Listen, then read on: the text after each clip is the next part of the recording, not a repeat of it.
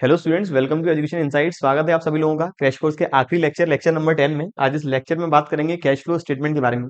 Cash flow statement का detail discussion theoretical as well as numerical part के साथ करने वाले हैं।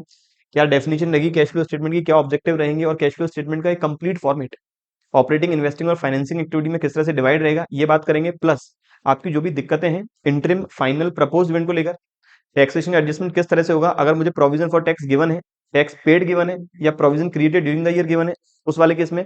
इसके साथ साथ कंपनी ने यदि कोई एसेट्स का अकाउंट प्रिपेयर किया है ऑन कॉस्ट या फिर अकाउंट मेंटेन कर दिए एट डब्ल्यूडीबी, तो दोनों केसेस में एसेट अकाउंट किस तरह से बनेगा, एक्यूमुलेटेड डेप्रिसिएशन अकाउंट किस तरह से बनेगा, इन सभी प्रॉब्लम्स का आज इस लेक्चर के माध्यम से मैं सॉल्यूशन करने की पूरी कोशिश करूंगा। इनकेस अगर कोई टॉपिक रह गया, मैं डिटेल में डिस्कस नहीं कर पाया या एक्सप्लेन नहीं कर पाया, कमेंट बॉक्स में कमेंट करें। आपकी प्रॉब्लम को मैं सॉल्व करने की जल्दी से जल्दी कोशिश करूंगा। लेक्चर स्टार्ट करने से पहले इन्फॉर्मेशन देना चाहूंगा कि आपकी तैयारी को और बेहतरीन बनाने के लिए एक बुक हमने पब्लिश की है जिसमें आपको अकाउंटेंसी, बिजनेस, इकोनॉमिक्स से related examination wise questions, chapter wise questions मिलने वाले हैं। इस बुक का मैंने कंप्लीट डिटेल्ड वीडियो बनाया है। क्या फीचर्स रहेंगे, क्या प्राइसिंग रहेगी, किस तरह से आप लोग परचेज कर सकते हैं, वो वीडियो का लिंक ऊपर आई बटन में है। एक बार आप लोग वो वीडियो जरूर देखें। इसके साथ साथ जो भी मैंने पूरा क्रैश कोर्स में डिस्कस किया है कंटेंट, और जितने भी मॉडल टेस्ट पेपर का मैंने सॉल्यूशन अभी तक करा दिया है या भविष्य में कराने वाला हूं एग्जामिनेशन से पहले तक, उन सभी मॉडल टेस्ट पेपर के सॉल्यूशंस, ये सारा कंटेंट इस मेरी बुक के ई बुक के अंदर अवेलेबल रहेगा। फर्दर इसके बारे में भी मैंने डिटेल्ड वीडियो बनाया हुआ है, आप लोग उस वीडियो में देखेंगे तो आपको पूरा क्लियर हो जाएगा। अब बात करें इस टॉपिक में, हम बात करेंगे डेफिनेशन के बारे में, कैश फ्लो स्टेटमेंट के ऑब्जेक्टिव के बारे में, सोर्सेज ऑफ कैश और एप्लीकेशन ऑफ कैश कौन कौन से हैं, कैश फ्लो स्टेटमेंट का क्या फॉर्मेट रहेगा, कितनी एक्टिविटीज में डिवाइड है, और कैश फ्लो स्टेटमेंट की इंडिविजुअल एक्टिविटीज का फॉर्मेट क्या रहेगा विद न्यूमेरिकल क्वेश्चंस। पहले बात करें कैश फ्लो स्टेटमेंट की क्या डेफिनेशन है, तो एक ऐसा स्टेटमेंट जो ऑर्गेनाइजेशन के कैश इनफ्लोज मतलब sources of cash and cash outflows मतलब एप्लीकेशन ऑफ कैश, इसके बारे में देता है इंफॉर्मेशन, वही कहलाता है कैश फ्लो स्टेटमेंट। मैंने आपको फाइनेंशियल स्टेटमेंट में ये भी बताया था, जो कैश फ्लो स्टेटमेंट है ये जनरली तो फाइनेंशियल स्टेटमेंट का पार्ट नहीं है, लेकिन कंपनीज के लिए कैश फ्लो स्टेटमेंट बनाना मैंडेटरी है, तो इसे फाइनेंशियल स्टेटमेंट का ही पार्ट माना जाएगा। तो यहाँ कहता है CFS is a statement which shows inflows, that is sources of cash, and outflows that is application of cash and cash equivalents. Cash का मतलब होता है कैश इन हैंड और कैश एट बैंक, और कैश इक्विवेलेंट्स का मतलब होता है इन्वेस्टमेंट इन दी मार्केटेबल सिक्योरिटीज। कैश का मतलब जो पैसा ऑर्गेनाइजेशन के पास रखा हुआ है in the form of notes and coins, और जो भी पैसा ऑर्गेनाइजेशन का जमा है बैंक में, प्लस कैश इक्विवेलेंट्स का मतलब ऐसी मार्केटेबल सिक्योरिटीज जो बहुत जल्दी समय में कैश में हो जाएंगी कन्वर्ट। इसके बारे में डिटेल हम आगे डेफिनेशन में डिस्कस करने वाले हैं। फर्दर कहता है this statement is usually prepared by the companies, ये स्टेटमेंट कंपनीज को बनाना मैंडेटरी है, पार्टनरशिप फर्म और प्रोप्राइटरशिप के लिए बनाना ऑप्शनल है। Which comes as a tool, financial statement tool है यूजर के एंड से, मतलब यूजर फाइनेंशियल स्टेटमेंट एनालाइज करेगा और कैश फ्लो स्टेटमेंट पढ़ने के बाद, इंफॉर्मेशन ऑब्टेन करने के बाद, वो इजीली ये समझ पाएगा कि हमने जो कैश दिया, हमने जो बिजनेस के साथ, कंपनी के साथ ट्रांजेक्शन किया, उस ट्रांजेक्शन का इस्तेमाल, उस ट्रांजेक्शन से कैश का कहाँ कहाँ एप्लीकेशन हुआ, और जो सोर्सेज हैं ऑर्गेनाइजेशन के पास कैश कहाँ कहाँ से उन्होंने ऑब्टेन किया है। तो it is a prepared by the companies which comes as a tool in the hands of user may be internal or external, of financial information to know about the sources, कि हमने जो पैसा दिया इसके अलावा ऑर्गेनाइजेशन ने कहां कहां से पैसा और लिया है, एंड यूजेज, इस पैसे को according to the objective utilize किया है या नहीं, over a period of time from various activities of an enterprises. Cash flow statement is prepared, cash flow statement जो बनाया जाएगा वो एज पर दी अकाउंटिंग स्टैंडर्ड 3 रहेगा। कैश फ्लो स्टेटमेंट का जो भी फॉर्मेट, जो भी रूल्स, रेगुलेशन, पॉलिसीज हम फॉलो करेंगे, ये सारी पॉलिसीज प्लस फॉर्मेट लिखे हुए हैं अकाउंटिंग स्टैंडर्ड 3 में। तो सीधी भाषा में मैं ये कह सकता हूँ cash flow statement is prepared according to the accounting standard 3, और जिसका नाम ही है कैश फ्लो स्टेटमेंट। बात करें कैश एंड कैश इक्विवेलेंट्स का क्या मतलब है, यहां से एक नंबर के लिए ये क्वेश्चन इंपॉर्टेंट है और एक नंबर के लिए ये वाला क्वेश्चन इंपॉर्टेंट है। कैश का मतलब cash in hand in the form of notes, in the form of coins, और cash at bank in the form of demand deposits. आप में से जिन बच्चों के पास इकोनॉमिक्स है उन्हें पता है बैंक में हम दो तरह के डिपॉजिट कराते हैं, एक तो रहता है डिमांड, एक रहता है टाइम डिपॉजिट। ऐसा डिपॉजिट जो कभी भी विड्रॉ किया जा सकता है वो डिमांड डिपॉजिट है, और एक ऐसा डिपॉजिट जो एक फिक्स्ड टाइम पीरियड के बाद ही हम विड्रॉ कर पाएंगे वो टाइम डिपॉजिट है। यहाँ पर कैश के अंदर इंक्लूड करते हैं demand deposit. And cash equivalent means those marketable securities which are highly liquid investments. ऐसी मार्केटेबल सिक्योरिटीज जो बहुत कम टाइम पीरियड में, जो मैक्सिमम 3 महीने के अंदर कैश में कन्वर्ट हो जाएंगी। लेकिन मार्केटेबल सिक्योरिटीज में एक फीचर्स और है, ऐसी मार्केटेबल सिक्योरिटीज में रिस्क रहता है 0% के बराबर, तो यहां पर हम इक्विटी शेयर्स कवर नहीं करेंगे। Short term highly liquid investment that are readily convertible into known amounts of cash and which are subject to an insignificant risk. तो जहां पर रिस्क रहेगा इनसिग्निफिकेंट, या फिर कह सकता हूं 0% रिस्क, ना के बराबर risk. An investment normally qualifies as cash equivalents. एक इन्वेस्टमेंट कैश इक्विवेलेंट को क्वालिफाई केवल तब करेगा only when it has a short maturity, जो मैक्सिमम टाइम पीरियड रहेगा 3 महीने। कोई भी शेयर्स चाहे उसको हमने परचेज किया 1 महीने के लिए मैक्सिमम, या फिर 3 महीने के लिए, या फिर 2 महीने के लिए, उसे हम यहाँ पर कवर नहीं करेंगे क्योंकि शेयर्स में रिस्क बहुत ज्यादा है। ये बात थी कैश एंड कैश इक्विवेलेंट की डेफिनेशन की। अब अगली बात करें, सीएफएस का ऑब्जेक्टिव क्या है। तो पहला ऑब्जेक्टिव है helps in decision making to users. ये जितने भी यूजर्स हैं उन्हें इंफॉर्मेशन देते हैं बिजनेस की इन्वेस्टिंग, बिजनेस की ऑपरेटिंग और बिजनेस की फाइनेंसिंग एक्टिविटीज के बारे में। तो यूजर ये डिसीजन मेकिंग कर सकते हैं क्या फर्दर हम इस कंपनी में पैसा इन्वेस्ट करें या नहीं करें, फर्दर इस कंपनी के साथ रिलेशन मेंटेन करें या नहीं करें। आगे कहता है it provides information that enable users to evaluate changes in net assets of an enterprises, its financial structures. Net assets मतलब इन्वेस्टिंग एक्टिविटी, फाइनेंशियल स्ट्रक्चर मतलब फाइनेंसिंग एक्टिविटीज, चाहे वो हो शॉर्ट टर्म फाइनेंसिंग या फिर वो long term financing. And its ability to affect the amounts and timings of cash flow in order to adopt to changing circumstances and opportunity. की भविष्य में जो भी सर्कमस्टेंसेस चेंज होंगे, जो भी अपॉर्चुनिटी आएंगी, क्या ऑर्गेनाइजेशन उन्हें फर्दर एडॉप्ट कर पाएगी या नहीं कर पाएगी। दूसरा कहता है provide information about operating cash flows. Cash flow statement में आगे बात करेंगे 3 कैटेगरी में डिवाइड है, ऑपरेटिंग, इन्वेस्टिंग और फाइनेंसिंग। तो जितने भी यूजर्स हैं कैश फ्लो स्टेटमेंट पढ़ने के बाद, फाइनेंशियल इंफॉर्मेशन ऑब्टेन करने के बाद ये इजीली पता लगा पाएंगे कि ऑपरेटिंग एक्टिविटी से कैश का फ्लो हो रहा है या नहीं। ऑर्गेनाइजेशन जो पैसा रिसीव कर रही है, कैश जो ऑर्गेनाइजेशन के अंदर कैश का इनफ्लो है, वो आ सकता है माल बेचकर, वो आ सकता है एसेट्स बेचकर, वो आ सकता है उधार लेकर। अगर ऑर्गेनाइजेशन माल बेच रही है, गुड्स को बेचने से पैसा आता है, तो बहुत अच्छी कंडीशन है। ऑर्गेनाइजेशन के ऊपर यूजर्स जो है वो बिलीव कर सकते हैं। प्लस ऑर्गेनाइजेशन के अंदर जो इन्वेस्टिंग वाला पार्ट है या जो ओनरशिप है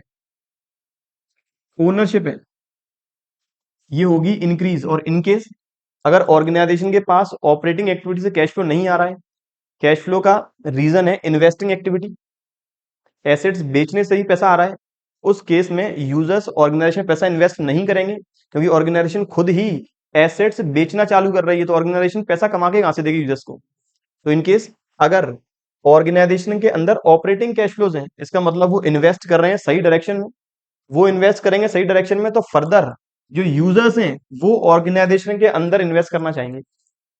अगला कहता है कंपेरेबिलिटी। तो जो कैश फ्लो स्टेटमेंट है इसके थ्रू हम एक एंटिटी इन्वेस्टिंग, ऑपरेटिंग और फाइनेंसिंग एक्टिविटीज को किसी दूसरी ऑर्गेनाइजेशन की इन्वेस्टिंग, ऑपरेटिंग और फाइनेंसिंग से कंपेयर कर सकते हैं। It also enhances the comparability of reporting of operating performance. एक एंटिटी की ऑपरेटिंग परफॉर्मेंस दूसरी एंटिटी की ऑपरेटिंग परफॉर्मेंस होगी कंपेयर, ताकि यूजर्स ये एनालाइज कर पाए जो हमने डिसीजन लिया इस कंपनी में पैसा इन्वेस्ट करने का, जो हमने डिसीजन लिया इस कंपनी को माल उधार बेचने का, वो डिसीजन सही था या नहीं। ये बात थी 3 ऑब्जेक्टिव की कैश फ्लो स्टेटमेंट की। अगली बात करें सोर्सेज और एप्लीकेशन ऑफ कैश होता क्या है। सोर्सेज मैंने आपको शॉर्ट में बता दिया था, जब भी कैश का होगा इनफ्लो उसे बोला गया है सोर्स ऑफ कैश, और जब भी कैश का होगा आउटफ्लो उसे बोलते हैं एप्लीकेशंस ऑफ कैश। जैसे ऑर्गेनाइजेशन में पैसा आ सकता है माल बेचकर, सेल्स के थ्रू, सेल्स ऑफ गुड्स, ये आ सकता है सेल्स ऑफ एसेट्स, और ये आ सकता है इश्यू ऑफ शेयर्स, डिबेंचर्स और रेजिंग लोन। तो ये सारे मोड जो हैं वो सोर्स ऑफ कैश के हैं। Source of cash means issue of shares and debentures and raising long term loan, cash का इनफ्लो है। इन्वेस्टमेंट का बेचना, अदर फिक्स एसेट को बेचना, कैश का इनफ्लो है। जो हमने लोन एंड एडवांसेस दिए थे थर्ड पार्टीज को, उसे रिकवर करना कैश का इनफ्लो है। और जो बिजनेस की ऑपरेटिंग एक्टिविटीज हैं, जैसे माल बेचना, जो पहले माल उधार बेचा था वहां से कलेक्शन करना, कमीशन रिसीव करना, ये सारे ही सोर्सेज ऑफ कैश माने गए हैं। तो इसमें से हर एक सोर्स को कैश फ्लो स्टेटमेंट बनाते वक्त हमें अलग अलग एक्टिविटी में करना होगा डिवाइड। एप्लीकेशन ऑफ कैश क्या होता है? एप्लीकेशन का मतलब कैश का आउटफ्लो।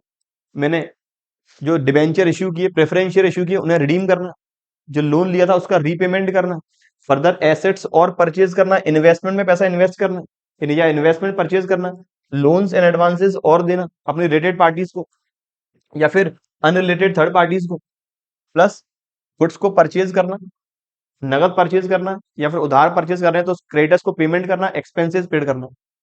तो ये मेरे आगे application of cash, equity shares buyback, redemption of preference share, debenture का रीपेमेंट या फिर डिवेंचर रिडम्पशन और लॉन्ग टर्म लोन्स का रीपेमेंट, एसेट्स परचेज, टैक्सेस का पेमेंट, डिविडेंड का पेमेंट, इक्विटी प्रेफरेंस और जितने भी कैश परचेज है, कैश एक्सपेंसेस है और पेमेंट टू द क्रेडिटर्स। यहां से सोर्सेज और एप्लीकेशन एक एक नंबर में आ सकता है कि कोई एक मोड बताएं सोर्स का, कोई एक मोड बताएं एप्लीकेशन ऑफ कैश का। अगली बात करें, कैश फ्लो स्टेटमेंट बनाते वक्त सारी एक्टिविटीज कितनी कैटेगरीज में डिवाइड है या फिर कैश फ्लो स्टेटमेंट कितनी एक्टिविटीज में डिवाइड है। तो कैश फ्लो स्टेटमेंट है 3 एक्टिविटीज में, ऑपरेटिंग नंबर 1, इन्वेस्टिंग नंबर 2 और फाइनेंसिंग नंबर 3। ऑपरेटिंग का मतलब बिजनेस का जो मेन ऑब्जेक्टिव है उससे रिलेटेड जितने भी आइटम्स रहेंगे वो सारे आएंगे ऑपरेटिंग में। इन्वेस्टिंग का मतलब जो भी नॉन करंट एसेट में बिजनेस करता है इन्वेस्ट, उनसे जो भी कैश का इनफ्लो आउटफ्लो होगा इन्वेस्टिंग के अंदर। और फाइनेंसिंग में जितने भी सोर्सेज ऑफ फाइनेंस हैं उनसे जितना भी कैश का इनफ्लो रहेगा या फिर उनसे संबंधित जो भी कैश का आउटफ्लो रहेगा वो सारा जाएगा फाइनेंसिंग एक्टिविटी के अंदर। एक नंबर में क्वेश्चन वापस दिए कि कैश फ्लो स्टेटमेंट कितनी एक्टिविटी में डिवाइड है, तो वो है 3 एक्टिविटी में। अगली बात करें cash flow from operating activity के बारे में। तो ऑपरेटिंग एक्टिविटीज का मतलब that activities which constitute the primary और main activities of an enterprise और ऑफ एन बिजनेस ऑर्गेनाइजेशन। जो बिजनेस ऑर्गेनाइजेशन की मेन या फिर ऑपरेटिंग एक्टिविटी से कंसर्न है, बिजनेस ऑर्गेनाइजेशन का जो मेन उद्देश्य है वही मानी जाती है operating activity. These are principal revenue generating activities of the enterprise, जो बिजनेस को मेन रेवेन्यू जनरेट करके देने वाली है। जैसे अगर ऑर्गेनाइजेशन का जो काम है, जो फंक्शन है वो है सर्विसेज प्रोवाइड करना, तो सर्विसेज प्रोवाइड करने के बाद जो रेवेन्यू जनरेट करेंगे, ऑब्जेक्टिव है गुड्स सप्लाई करना, गुड्स बेचना, तो गुड्स बेचने के बाद जो रेवेन्यू जनरेट करेंगे वो ऑपरेटिंग एक्टिविटी के अंदर आएगा। And these activities are not investing और फाइनेंसिंग, ये अदर देन इन्वेस्टिंग और फाइनेंसिंग है। The amount of cash from operations indicates the internal solvency level of the company, जो भी कैश ऑर्गेनाइजेशन जनरेट करती है वो शो करेगी इंटरनल सॉल्वेंसी। इंटरनल सॉल्वेंसी का मतलब कि हम अपने जो डेली बेसिस वाले खर्चे हैं वो टाइमली रीपेड कर पाएंगे, जितने भी अपने एक्सपेंसेस हैं, स्टाफ की सैलरी है, रेंट है, वो सारे एक्सपेंसेस पेड कर पाएंगे। And is regarded as an key indicator of the extent to which the operation of enterprise have generated sufficient cash flows to maintain the operating capabilities of the enterprise। अगर organisation के पास operating activity से sufficient cash flow generate होता है तो timely ये अपने dividends paid कर पाएंगे, न्यू इन्वेस्टमेंट कर सकेंगे और अपने लोन्स को फर्दर टाइम पीरियड के भीतर पेमेंट कर पाएंगे। मतलब फर्दर मेरी फाइनेंसिंग और इन्वेस्टिंग एक्टिविटी में कोई भी दिक्कतें नहीं आएंगी अगर ऑपरेटिंग एक्टिविटी मजबूत है तो। अगर ऑपरेटिंग एक्टिविटी में ही गड़बड़ है, अगर ऑर्गेनाइजेशन गुड्स को बेचने से कैश जनरेट नहीं कर पा रही है तो हो सकता है उन्हें आने वाले समय में अपनी एसेट्स बेचनी पड़े। हो सकता है आने वाले समय में जो हमने शेयर होल्डर से वादा किया था उन्हें डिविडेंड पेड करेंगे, या शेयर होल्डर्स की जो एक्सपेक्टेशन है कि कंपनी हमें डिविडेंड पेड करेगी वो कंपनी डिविडेंड नहीं पेड कर पाएगी। एग्जाम्पल कहता है ऑपरेटिंग एक्टिविटीज के, जो हमने पहली बात कर ली है, नगद माल बेचने से पैसा रिसीव करेंगे, सर्विसेज रेंडर करने से पैसा रिसीव करेंगे, कैश रिसीव करेंगे रॉयल्टी से, फीस, कमीशन से, अदर रेवेन्यूज से। कैश आउटफ्लो के एग्जाम्पल, कैश पेमेंट करेंगे सप्लाईज को, अगर नगद माल परचेज करते हैं, उधार माल परचेज किया तो पेमेंट करेंगे क्रेडिटर्स को, सैलरीज वगैरह का पेमेंट करेंगे स्टाफ को, जितने भी रेगुलर एक्सपेंसेस हैं, इंश्योरेंस से रिलेटेड, रेंट से रिलेटेड, टैक्सेस से रिलेटेड, वो सारे ऑपरेटिंग एक्टिविटीज के अंदर आएंगे कैश आउटफ्लो के फॉर्म में। नोट क्या कहता है? नोट कहता है एन एंटरप्राइज में hold securities and loans for dealing और for trading purpose. In either case, they represent inventory specifically held for resale. Therefore, cash flows arising from purchase and sale of dealing और trading securities are classified as operating. सीधी भाषा में, अगर कोई एक entity ऐसी है जिसका मेन उद्देश्य सिक्योरिटी खरीदना, सिक्योरिटी बेचना है, शेयर्स परचेज करना है, शेयर बेचना है, तो उस केस में उनके लिए purchase of securities and sale of securities माना जाएगा ऑपरेटिंग एक्टिविटी। तो वहां से जो कैश जनरेट होगा वो सारा आएगा ऑपरेटिंग एक्टिविटी के अंदर ही। सिमिलरली कोई एक ऑर्गेनाइजेशन ऐसी है जिसका मेन काम है लोन प्रोवाइड करना, तो वहां से जो लोन देने से जो इंटरेस्ट जनरेट होगी वो ऑर्गेनाइजेशन का माना जाएगा ऑपरेटिंग एक्टिविटी। ये बात थी सबसे पहली ऑपरेटिंग के बारे में। अब बात करें इन्वेस्टिंग की, तो इन्वेस्टिंग का मतलब जो भी नॉन करेंट एसेट्स को परचेज करना या नॉन करेंट एसेट्स को सेल करना। सीधी भाषा में, नॉन करेंट एसेट से जो भी कैश का इनफ्लो होगा या जो भी आउटफ्लो होगा वो सारा आएगा इन्वेस्टिंग एक्टिविटी के अंदर। As per accounting standard 3, investing activities are the acquisition and disposal, acquisition मतलब खरीदना, डिस्पोजल मतलब बेचना, ऑफ लॉन्ग टर्म एसेट्स या फिर non current assets and other investments not included in cash equivalents. और कुछ ऐसे इन्वेस्टमेंट जो कैश इक्विवेलेंट्स के अंदर इंक्लूड नहीं है या जो करंट एसेट का पार्ट है। इन्वेस्टिंग, कुछ ऐसे इन्वेस्टमेंट जो करंट एसेट का पार्ट है वो यहाँ कवर हम नहीं करेंगे। इन्वेस्टिंग एक्टिविटीज रिलेट टू, अब इन्वेस्टिंग एक्टिविटी अंदर क्या क्या आएगा, इसके अंदर आएगा परचेज ऑफ एसेट्स, कैश का outflow, sale of assets, cash का इनफ्लो। अब एसेट्स के अंदर आ सकता है फिक्स एसेट, आ सकता है intangible assets, fix asset tangible, fix asset intangible, आ सकता है नॉन करेंट इन्वेस्टमेंट्स, आ सकता है long term loans and advances, आ सकता है अदर नॉन करेंट एसेट्स। तो it includes purchase and sale of long term assets, fixed assets such as machinery, furniture, land and building, etc. Transaction related to long term investment are also investing activities। तो जितनी भी मेरी balance sheet की non current assets के अंदर जितने भी item आते हैं वो सारे कवर होंगे इन्वेस्टिंग एक्टिविटीज के अंदर। इसके साथ एक बात और, मैंने जब आपको फाइनेंशियल स्टेटमेंट कराया उसी समय ये क्लियर बता दिया था कि जिन बच्चों को फाइनेंशियल स्टेटमेंट अच्छे से आता है उन्हें ना रेशियो एनालिसिस में दिक्कत आएगी, अकाउंटिंग रेशियो में दिक्कत नहीं आएगी, और ना ही कैश फ्लो स्टेटमेंट में दिक्कत आएगी। एक बार आपको फाइनेंशियल स्टेटमेंट क्लियर आते हैं तो आप इजीली ये कोरिलेट कर पाएंगे कि कौन सा पार्ट ऑपरेटिंग के अंदर आएगा, कौन सा पार्ट इन्वेस्टिंग के अंदर आएगा और कौन सा पार्ट आएगा फाइनेंसिंग में। एक बार आपको वापस बताऊंगा ये तीनों एक्टिविटीज करने के बाद कि इजीली कैसे आइडेंटिफाई करेंगे किस पार्ट को हमें किस एक्टिविटी में क्लासीफाई करना है। लेकिन सबसे पहला मेरा टारगेट वही है कि हर बच्चे को जिन्हें अच्छा स्कोर करना है सारे फाइनेंशियल स्टेटमेंट का फॉर्मेट प्रॉपर फॉर्म में पता हो। आगे कहता है भाई कि आउटफ्लो कौन से हैं, इनफ्लो कौन कौन से हैं। एसेट्स परचेज करेंगे आउटफ्लो है, इन्वेस्टमेंट मेड करेंगे आउटफ्लो है, लोन्स एडवांसेस प्रोवाइड करेंगे आउटफ्लो है, एसेट्स बेचेंगे इनफ्लो है, लोन्स एडवांसेस रिकवर करेंगे इनफ्लो है, इन्वेस्टमेंट बेचेंगे इनफ्लो है। आगे कहता है फाइनेंसिंग एक्टिविटीज। तो as per accounting standard 3, financing activities are that activities that results in changes in size and composition of the owners capital, मतलब share capital, including preference and borrowings of the enterprise. Financing activities के अंदर cover करेंगे business के जो source of finance है। Source of finance, source of finance दो type के हैं, एक तो ओनर्स कैपिटल, ओनर्स कैपिटल, और एक है बोरोड कैपिटल। तो फाइनेंसिंग एक्टिविटी के अंदर इन दोनों ही कैपिटल के कंपोजिशन में होता है चेंज, कवर करेंगे फाइनेंसिंग एक्टिविटी में। एग्जांपल वापस भाई, शेयर इश्यू करेंगे कैश का इनफ्लो है, डिबेंचर इश्यू करेंगे कैश का इनफ्लो है, शेयर्स इक्विटी शेयर है तो बाईबैक करेंगे, प्रेफरेंस शेयर है तो रिडीम करेंगे, डिबेंचर है तो रिडीम करेंगे, कैश का आउटफ्लो है। लोन रेज करेंगे मतलब बैंक से लोन लिया जाएगा, कैश का इनफ्लो है, लोन का रीपेमेंट करेंगे, कैश का आउटफ्लो है। इनकेस जो हमने शेयर इशू किया डिविडेंड पेड करेंगे, कैश का आउटफ्लो है। डिबेंचर इशू किया इंटरेस्ट पेड करेंगे, कैश का आउटफ्लो है। बैंक से लोन लिया इंटरेस्ट पेड करेंगे, कैश का आउटफ्लो है। तो यहाँ पर इन्वेस्टिंग एक्टिविटी में बात याद रखनी है, किसी भी नॉन करंट एसेट्स यदि इनकम होती है तो वो भी इन्वेस्टिंग एक्टिविटी के अंदर ही आएगा। जैसे जितने भी इन्वेस्टमेंट है, जितने भी लॉन्ग टर्म इन्वेस्टमेंट है, मैंने एक बिल्डिंग परचेज की इन्वेस्टमेंट पर्पज से और उससे मुझे रेंट जनरेट हुआ, मैंने शेयर्स डिबेंचर्स परचेज किए, वहां से जो इंटरेस्ट जनरेट हुई वो सारी इन्वेस्टिंग एक्टिविटी का पार्ट माना जाएगा। ऐसे ही मैंने शेयर्स इश्यू किए, डिविडेंड पेड किया, डिबेंचर इश्यू किए, इंटरेस्ट पेड किया, लोन लिया इंटरेस्ट पेड किया, वो सारा भी फाइनेंसिंग एक्टिविटीज के अंदर माइनस आइटम के फॉर्म में लिखा जाएगा, मतलब कैश का होगा आउटफ्लो। ये मैंने सारे एग्जांपल्स की बात कर ली। अब इंटरेस्ट और डिविडेंड का ट्रीटमेंट क्या होगा, लेकिन इंटरेस्ट और डिविडेंड का ट्रीटमेंट करने से पहले एक बार वापस मैं फाइनेंशियल स्टेटमेंट को इजीली फॉर्म में क्लासिफाई कर दूं कि कैश फ्लो स्टेटमेंट में कौन सा आइटम किस जगह जाएगा। तो जो मैंने बैलेंस शीट बनाई थी, मैंने बनाया था वर्टिकल फॉर्मेट में, उसी फॉर्मेट को मैं कन्वर्ट कर दूं हॉरिजॉन्टल में।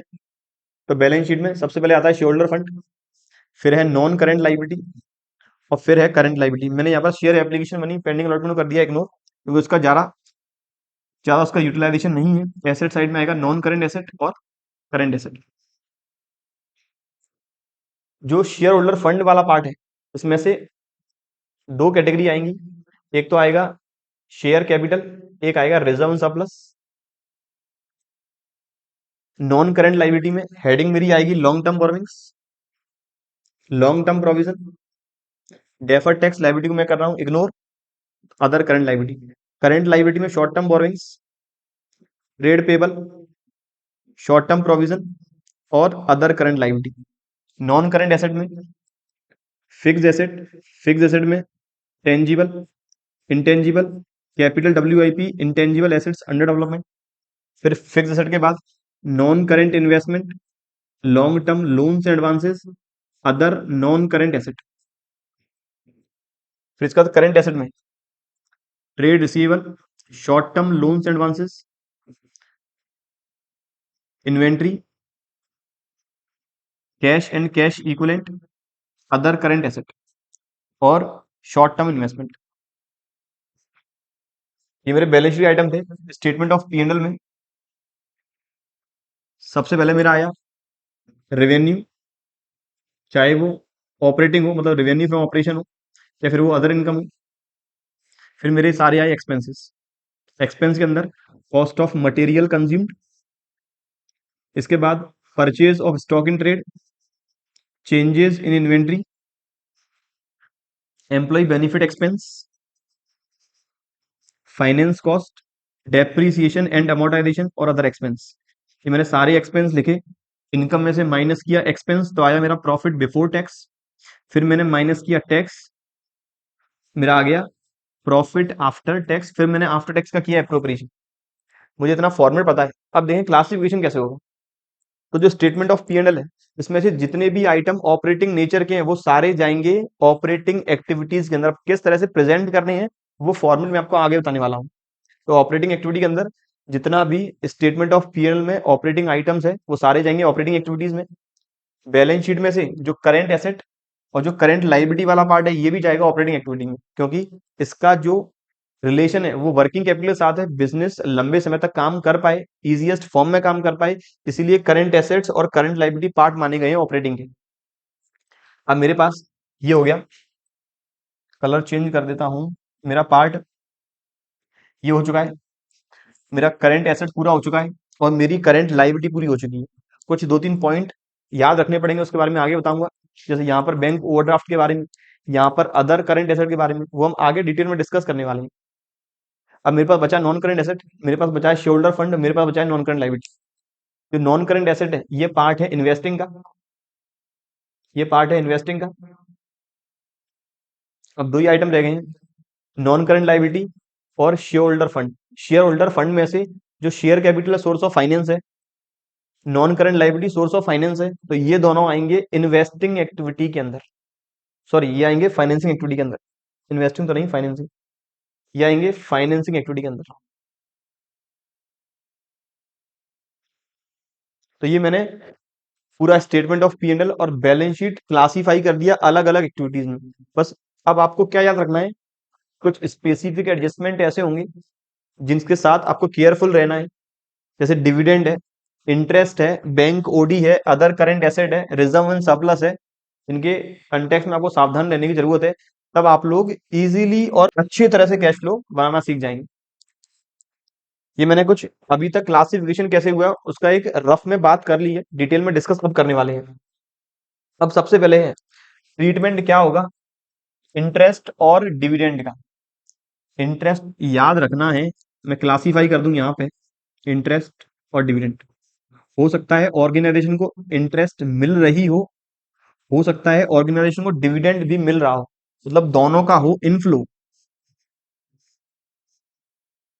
अब इंटरेस्ट और डिविडेंड कब मिलेगा? डिविडेंड हमेशा मिलता है शेयर पे, इंटरेस्ट मिलता है अगर लोन देते हैं या तो डिबेंचर्स के फॉर्म में या फिर किसी दूसरे फॉर्म में।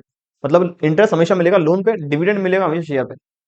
अगर ऑर्गेनाइजेशन के पास इसका इनफ्लो है तो इन्होंने हो सकता है पैसा किया हुआ है इन्वेस्ट, तो इन्वेस्ट किया है तो कौन सी एक्टिविटी हो गई, इन्वेस्टिंग। लेकिन ऑर्गेनाइजेशन का मेन काम ही इन्वेस्टमेंट करना है, ट्रेडिंग करना है, तो वहां पर अगर डिविडेंड और इंटरेस्ट होगा रिसीव, उस केस में इनकी ऑपरेटिंग एक्टिविटी है, तब जाएगा ऑपरेटिंग एक्टिविटी के अंदर। तो इन case of financial enterprise, interest and dividend received is treated as operating activities item, but in case of all other organizations, these item will be treated as part of investing activity. अब in case interest और dividend organisation paid करती है, तो interest वापस paid करेंगे loan पर और dividend paid करेंगे शेयर्स पे, शेयर कैपिटल पे। ऑर्गेनाइजेशन का यदि ऑर्गेनाइजेशन फाइनेंशियल एक्टिविटी से रिलेटेड है, ऑर्गेनाइजेशन का काम ही पैसा उधार देना है और पैसा उधार लेना है, तो उस केस में इंटरेस्ट मेरी जाएगी ऑपरेटिंग में, और डिविडेंड यदि ऑर्गेनाइजेशन पेड कर रही है तो ये 100% केसेस में अपनी शेयर कैपिटल पर पेड कर रही होगी। तो चाहे फाइनेंशियल एंटरप्राइज हो या नॉन फाइनेंशियल एंटरप्राइज हो, डिविडेंड केवल तब पेड करेगी जब इन्होंने शेयर्स जारी किए हुए हैं। तो उस केस में ये 100% जाएगा फाइनेंसिंग एक्टिविटी में। और इनके ऐसी ऑर्गेनाइजेशन जिनका काम कुछ और है, फाइनेंशियल एक्टिविटी नहीं है, तो उनके लिए इंटरेस्ट यदि वो पेड करती हैं तो वो जाएगा फाइनेंसिंग एक्टिविटी के अंदर। वापस मैं समराइज कर दूं, डिविडेंड और इंटरेस्ट यदि इनफ्लो है, फाइनेंशियल एंटरप्राइज है, ऑपरेटिंग में जाएगा, नॉन फाइनेंशियल एंटरप्राइज है, इन्वेस्टिंग में जाएगा। डिविडेंड और इंटरेस्ट का आउटफ्लो है, पेमेंट कर रहे हैं, यदि फाइनेंशियल एंटरप्राइज है तो इंटरेस्ट जाएगा ऑपरेटिंग में, नॉन फाइनेंशियल है तो इंटरेस्ट जाएगा फाइनेंसिंग में। लेकिन अगर डिविडेंड का पेमेंट कर रहे हैं तो डिविडेंड चाहे कोई सी भी ऑर्गेनाइजेशन हो, फाइनेंशियल हो या नॉन फाइनेंशियल हो, ये दोनों के कंटेक्स्ट में ही जाएगा फाइनेंसिंग एक्टिविटी के अंदर। देख लें क्या कहता है ये। In case of financial enterprise जिसका मेन बिजनेस है लैंडिंग और borrowing, interest paid, interest received and dividend received classified as operating activity, while dividend paid is financing activity. In case of other non-financial enterprise, as per accounting standard 3, it is considered more appropriate that payment of interest and dividend are classified as financing activity and receipt of interest and dividend treated as investing activity। उम्मीद है यहां तक clear हो चुका है interest और dividend का कैसे सेटलमेंट होना है। अब बात करें कुछ आइटम्स जो हमने कुछ 30-35 आइटम लिखे हैं, इनका करना है क्लासिफिकेशन एक्टिविटीज वाइज। तो राजस्थान बोर्ड में 4 नंबर का क्वेश्चन इस बार नहीं आने वाला, कैश फ्लो में से 3 नंबर का आना है, कुछ 2 नंबर का आना है, 1 नंबर का आना है। तो एक एक नंबर में इस तरह के क्वेश्चंस पूछने की संभावना ज्यादा है। करना क्या है, क्वेश्चन में डिवाइड करना है, ऑपरेटिंग में कौन सा आइटम आएगा, इन्वेस्टिंग में कौन सा है, फाइनेंसिंग में कौन सा है, और कैश एंड कैश इक्विवेलेंट में कौन सा आएगा। सबसे पहला आइटम है परचेज ऑफ मशीनरी, मशीनरी खरीदी है, ये पार्ट है नॉन करेंट एसेट का, तो ये जाएगा मेरा इन्वेस्टिंग एक्टिविटी में, investing activity.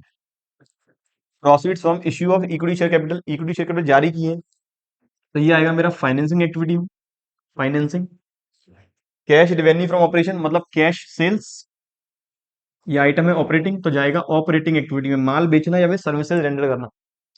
Proceeds from long term borrowings, long term borrowings loan लिया है, वहां से पैसा आया हुआ है, कैश का इनफ्लो है, फाइनेंसिंग एक्टिविटी में जाएगा।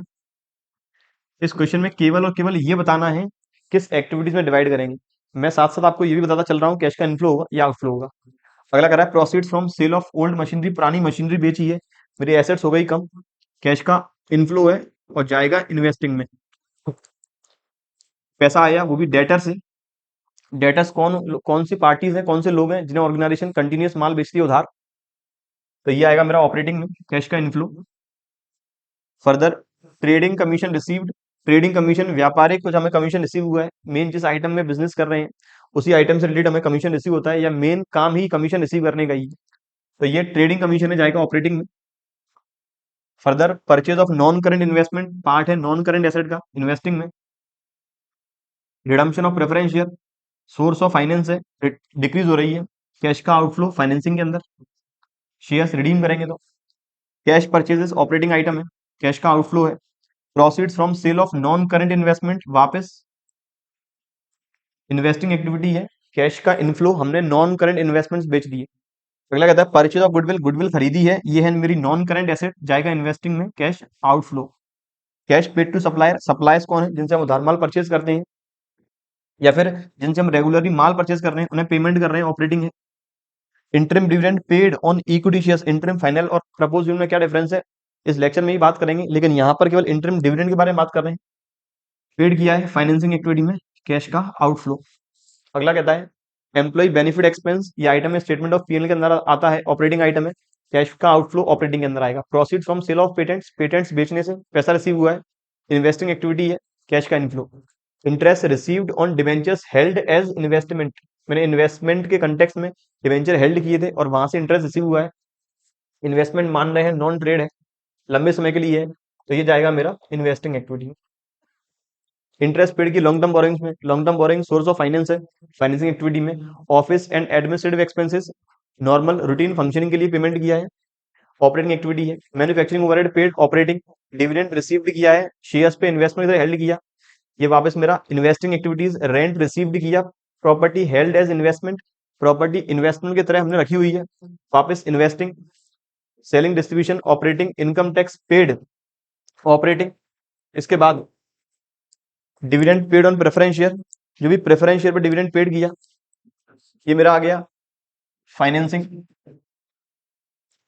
इसके बाद underwriting commission, underwriting commission paid कब करेंगे, जब सिक्योरिटीज करते हैं इश्यू, तो ये मेरा आएगा फाइनेंसिंग के अंदर। रेंट पेड नॉर्मल खर्चा है ऑपरेटिंग में। Brokerage commission on purchase of non current investment, ये आएगा मेरा एसेट्स खरीदने पे खर्चा किया है इन्वेस्टिंग के अंदर। Bank OD, bank OD part है सोर्स ऑफ फाइनेंस का फाइनेंसिंग एक्टिविटी में। कैश क्रेडिट, ये आएगा वापस सोर्स ऑफ फाइनेंस है फाइनेंसिंग एक्टिविटी के अंदर। शॉर्ट टर्म डिपॉजिट, हमने डिपॉजिट किया छोटे समय के लिए, करंट एसेट का पार्ट है, ये आएगा मेरा वर्किंग कैपिटल मतलब ऑपरेटिंग एक्टिविटी में। Marketable securities, cash and cash equivalent का पार्ट है। Refund of income tax received, अगर इनकम टैक्स पेड ऑपरेटिंग है तो रिसीव्ड भी ऑपरेटिंग होगा। तो ये मैंने बात कर ली है किस आइटम को किस कैटेगरी में या फिर किस एक्टिविटी में करेंगे डिवाइड। अब बात करें फॉर्मेट के बारे में, तो कैश फ्लो स्टेटमेंट का सिंपल सा फॉर्मेट है, हर एक्टिविटी का, इन्वेस्टिंग ऑपरेटिंग और फाइनेंसिंग तीनों एक्टिविटीज का जो कैश फ्लो है, सबसे पहले वो मुझे इंडिविजुअली निकालना होगा। डिटेल्ड फॉर्मेट आगे वाली स्लाइड्स में डिस्कस करेंगे। हर एक एक्टिविटी का कैश फ्लो रहेगा इनफ्लो या फिर आउटफ्लो, अमाउंट तीनों का करेंगे फिर ऐड। यहां से आएगा नेट इंक्रीज या फिर net decrease in cash and cash equivalents. इस नेट इंक्रीज या डिक्रीज को ऐड करेंगे opening cash and cash equivalents में, तो अपने आप जो closing cash and cash equivalents है वो आ जाना चाहिए। तो सिंपल सी भाषा में हर एक एक्टिविटी का इनफ्लो या फिर आउटफ्लो कैलकुलेट करेंगे इंडिविजुअली, उस इंडिविजुअल अमाउंट को सम करेंगे, जो आइटम आएगा जो अमाउंट आएगा उसमें एड ऑन करेंगे ओपनिंग कैश, आ जाना चाहिए क्लोजिंग कैश। अब इंडिविजुअल एक्टिविटी के अंदर कैश फ्लो कैसे निकालेंगे वो देखें। सबसे पहले बात कर रहे हैं cash flow from operating activity की। तो ऑपरेटिंग एक्टिविटीज में कैश फ्लो निकालने के दो तरीके हैं या दो मेथड हैं। पहला है डायरेक्ट मेथड और दूसरा है इनडायरेक्ट मेथड। डायरेक्ट मेथड बहुत सिंपल है लेकिन हमें डिस्कस नहीं करना, क्योंकि अपने सिलेबस में केवल और केवल जितने भी क्वेश्चन आएंगे वो रहेंगे इनडायरेक्ट मेथड से रिलेटेड। डायरेक्ट मेथड आपको शॉर्ट फॉर्म में बता दूं तो डायरेक्ट मेथड कहता है जहां जहां से कैश आया वो लिखना है और जहां जहां कैश गया वो लिखना है। Cash sales, cash receive from debtor और अदर इनडायरेक्ट इनकम और डायरेक्ट इनकम रिसीव्ड, माइनस करेंगे जो भी हमने कैश पेड किया है परचेज करते वक्त, जो भी कैश पेड किया सप्लायर्स को, जो भी हमने अपने ऑपरेटिंग एक्सपेंसेस पेड किए, फिर जो भी टैक्स का पेमेंट किया वो कर देंगे माइनस। लेकिन हमें इसका डिटेल में डिस्कस नहीं करना है, सिलेबस में है ही नहीं, तो भी मतलब नहीं डिटेल में डिस्कस करके। बात करनी है इनडायरेक्ट मेथड की। तो इनडायरेक्ट मेथड कहता है ये हमेशा स्टार्ट होगा प्रॉफिट से। प्रॉफिट कौन सा, जो हम निकालेंगे स्टेटमेंट ऑफ पीएनएल से, और उस प्रॉफिट में से सबसे पहले मुझे ढूंढना होगा profit before tax. Before tax में मुझे फिर एडजस्टमेंट करना होगा non cash and non operating items का। इस आइटम को एडजस्ट करने के बाद मुझे एडजस्टमेंट करना होगा वर्किंग कैपिटल का, और फिर फाइनली करेंगे टैक्स पेड माइनस, मेरा आ जाएगा ऑपरेटिंग एक्टिविटी का आंसर। तो फॉर्मेट में सबसे पहले मुझे चाहिए होगा प्रॉफिट बिफोर टैक्स। मैंने आपको फाइनेंशियल स्टेटमेंट वाले लेक्चर में बताया था डिटेल्ड में, स्टेटमेंट ऑफ पीएनएल से जो प्रॉफिट निकल के आएगा जिसे बोलते हैं प्रॉफिट आफ्टर टैक्स, उसका एप्रोप्रिएशन किस तरह से करेंगे। यहां पर बैलेंस शीट के मोस्ट ऑफ द केसेस में बैलेंस शीट के रिजर्व एंड सरप्लस के अमाउंट से मुझे प्रॉफिट बिफोर टैक्स तक पहुंचना होगा। तो बैलेंस शीट में जो रिजर्व सरप्लस गिवन होगा उसके अंदर जो सरप्लस का अमाउंट गिवन है उस सरप्लस में से मुझे प्रॉफिट बिफोर टैक्स तक पहुंचना है। कैसे पहुंचेंगे, बैलेंस शीट में गिवन होगी रिटेन्ड अर्निंग करेंट ईयर तक की, करंट ईयर के आखिरी दिन तक की, इसमें से रिटेन्ड अर्निंग माइनस करेंगे ओपनिंग, इसमें से माइनस करेंगे रिटेन्ड अर्निंग ओपनिंग, ये आ गई retained earning of current year कि करंट ईयर में कितना प्रॉफिट है जो हमने अप्रोप्रिएट नहीं किया। फिर इसमें ऐड करेंगे जितने भी डिविडेंड होंगे, इक्विटी प्रेफरेंस, चाहे इक्विटी फाइनल हो या इंटरिम हो, इसी में ऐड करेंगे। फिर जो भी हमने रिजर्व में ट्रांसफर किया, जनरल हो या फिर स्पेसिफिक हो, प्लस जो भी हमने डिविडेंड डिस्ट्रीब्यूशन टैक्स पेड किया वो, ये आ गया मेरा प्रॉफिट आफ्टर टैक्स। इसमें ऐड करेंगे करेंट ईयर का प्रोविजन फॉर टैक्स, तो वो आ चुका है मेरा प्रॉफिट बिफोर टैक्स। जिनके समझ में नहीं आया, डिटेल्ड में मैंने वीडियो बनाया हुआ है इस टॉपिक को लेकर भी, आप लोग वो वीडियो जरूर देख लें। तो मैंने प्रॉफिट बिफोर टैक्स निकाल दिया। अब इसमें एडजस्टमेंट करूंगा, जो भी non cash and non operating items हैं स्टेटमेंट ऑफ पीएनएल के अंदर, उनका एडजस्टमेंट कर क्यों रहे हैं। करने का रीजन ये है कि हमें जो स्टेटमेंट ऑफ पीएनएल में प्रॉफिट गिवन है वो प्रॉफिट जरूरी नहीं है पूरा कैश में रियलाइज हुआ है। उसमें से कुछ प्रॉफिट ऐसा है जो कैश में रियलाइज नहीं हुआ, कुछ एक्सपेंसेस ऐसे हैं जो कैश में पेड नहीं किए, तो हमें वो सारे आइटम्स जो नॉन कैश हैं वो एलिमिनेट करने होंगे। प्लस इसके साथ साथ जितने भी नॉन ऑपरेटिंग आइटम है जिनका एडजस्टमेंट मैं करता हूँ इन्वेस्टिंग और फाइनेंसिंग में, वो मैंने ऑलरेडी एडजस्ट कर दिए स्टेटमेंट ऑफ पीएनएल में, वो भी यहाँ से करने होंगे एलिमिनेट। तो मुझे डेप्रिसिएशन जो भी है फिक्स्ड एसेट पे, और जो भी अमोर्टाइजेशन किया है इंटेंजिबल एसेट्स का, इससे प्रॉफिट हो गया कम, करना होगा प्लस। ये है नॉन कैश आइटम। जो भी नॉन ऑपरेटिंग आइटम्स मैंने स्टेटमेंट ऑफ पीएनएल के लिखे हैं डेबिट में, डेबिट में कौन से आइटम आएंगे, वो आएंगे जितने भी लॉसेज या फिर एक्सपेंसेस हैं, और जितने भी नॉन ऑपरेटिंग इनकम जो हमने स्टेटमेंट ऑफ पीएनएल में क्रेडिट साइड में लिखे हैं या फिर पीएनएल अकाउंट की क्रेडिट साइड में लिखे हैं, जो भी नॉन ऑपरेटिंग इनकम जिसमें इंक्लूड करेंगे gain on sale of assets, dividend received, interest received, मतलब जो भी इन्वेस्टमेंट से हमने इनकम अर्न की है। Non cash and non operating item adjust करने के बाद मेरा अब ऑपरेटिंग प्रॉफिट आ चुका है, तो ये आ गया operating profit before working capital changes. अब मुझे वर्किंग कैपिटल का इफेक्ट एलिमिनेट करना है। वर्किंग कैपिटल इफेक्ट एलिमिनेट क्यों करना है, क्योंकि मैंने एक्सपेंसेस और इनकम जो नॉन ऑपरेटिंग जो नॉन कैश थी वो एडजस्ट कर ली, लेकिन ऐसा हो सकता है कि मैंने जो सर माल बेचा है उसमें से कुछ माल उधार बेचा हो, जो माल खरीदा है उसमें से कुछ माल उधार खरीदा है, कुछ ऐसे एक्सपेंसेस जो मैंने पेड नहीं किए अभी आउटस्टैंडिंग है, कुछ ऐसे एक्सपेंसेस जो मैंने एडवांस में पेड कर दिए प्रीपेड है, तो वो सारे आइटम्स करंट एसेट्स या फिर करंट लाइबिलिटी में क्लासीफाई होंगे। मुझे यहाँ पर उसका इफेक्ट करना होगा एलिमिनेट। किस तरह से एलिमिनेट करेंगे, यदि करंट लाइबिलिटी बढ़ती है या फिर करंट एसेट्स गिरती है, करेंगे प्लस। करंट लाइबिलिटी बढ़ेगी कब, जब उधार माल परचेज करते हैं। डिटेल में मैं ज्यादा नहीं बताऊंगा, केवल आप ये समझ लें, अगर करंट लाइबिलिटी बढ़ रही है, कब बढ़ेगी, फॉर एग्जाम्पल ट्रेड पेबल है, ये इंक्रीज कब होगा, जब क्रेडिट परचेज करेंगे। तो क्रेडिट परचेज का ग्रॉस प्रॉफिट पर क्या इफेक्ट पड़ता है, जितनी ज्यादा क्रेडिट परचेज होगी उतना कम मेरा ग्रॉस प्रॉफिट होगा, जितना कम ग्रॉस प्रॉफिट उतना कम मेरा नेट प्रॉफिट। लेकिन क्या इस परचेज का मैंने पेमेंट किया, पेमेंट तो किया ही नहीं, तो नॉन कैश आइटम है जो मैंने लिख दिया स्टेटमेंट ऑफ पीएनएल के अंदर, तो इस नॉन कैश आइटम को मैं एलिमिनेट करूंगा। एलिमिनेट करने का मतलब इसका इफेक्ट मुझे एलिमिनेट करना होगा। ऐसे ही डेटर मेरे यदि डिक्रीज होते हैं तो मैं करूंगा प्लस। अब इसका अपोजिट, अगर करंट लाइबिलिटी डिक्रीज होती है, पेमेंट कर दिया होगा, या फिर करंट एसेट इंक्रीज होती है, उधार माल बेचा होगा, तो वो मुझे करने होंगे माइनस। ये एडजस्टमेंट करने के बाद आ जाएगा मेरा cash flow before tax paid. Cash flow before tax में पेड में से माइनस करेंगे टैक्स पेड, जो मैं निकालूंगा मोस्ट ऑफ दी केसेस में प्रोविजन फॉर टैक्स अकाउंट बना के, या फिर हो सकता है मुझे डायरेक्टली टैक्स पेड गिवन हो, तो टैक्स पेड कर लेंगे माइनस। इनकेस रिफंड है टैक्स का, तो वो यहाँ पर नेट कर लेंगे एडजस्ट। तो मेरा आ जाएगा फाइनल आंसर कैश यूज्ड या फिर कैश जनरेटेड। अगर वैल्यू आती है पॉजिटिव तब बोलेंगे कैश जनरेटेड या फिर कैश का इनफ्लो, अगर वैल्यू आती है नेगेटिव तब बोलेंगे कैश यूज्ड या फिर कैश का आउटफ्लो। ये बात थी ऑपरेटिंग एक्टिविटी की। नोट क्या कहता है, अगर रिटेन्ड अर्निंग गिवन है क्वेश्चन में, प्रॉफिट बिफोर टैक्स किस तरह से निकालें, रिवर्स कैलकुलेशन करके।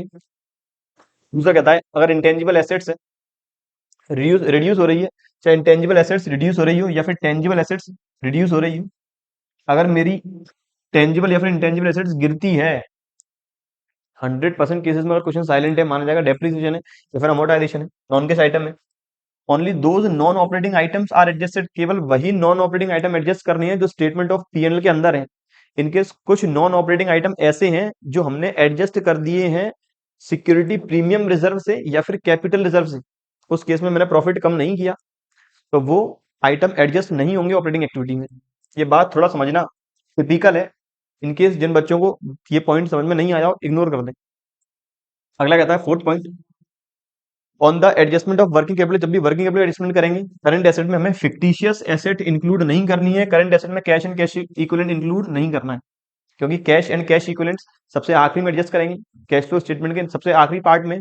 और फिक्टिशियस एसेट्स नकली एसेट्स हैं जिनका एडजस्टमेंट होता है शेयर होल्डर फंड्स के साथ। अगला कहता है bank OD is short term finance, जो बैंक ओवरड्राफ्ट है वो है short term finance, so it will not be adjusted in operating activities. Bank overdraft का हम एडजस्टमेंट करेंगे फाइनेंसिंग एक्टिविटीज में, ना कि ऑपरेटिंग एक्टिविटी में। एक बात और, जितनी भी फिक्टिशियस एसेट है, अगर फिक्टिशियस एसेट गिरती है तो फिक्टिशियस एसेट कम कब हुई होगी, जब मैंने फिक्टिशियस एसेट्स की होगी राइट ऑफ। तो सपोज मेरे पास अगर डेफर्ड रेवेन्यू एक्सपेंडिचर के अंदर एडवर्टाइजमेंट एक्सपेंडिचर, अगर डेफर्ड रेवेन्यू के अंदर एडवर्टाइजमेंट एक्सपेंडिचर अकाउंट है और ये कम होता है, कम होने का मतलब मैंने ये किया होगा राइट ऑफ।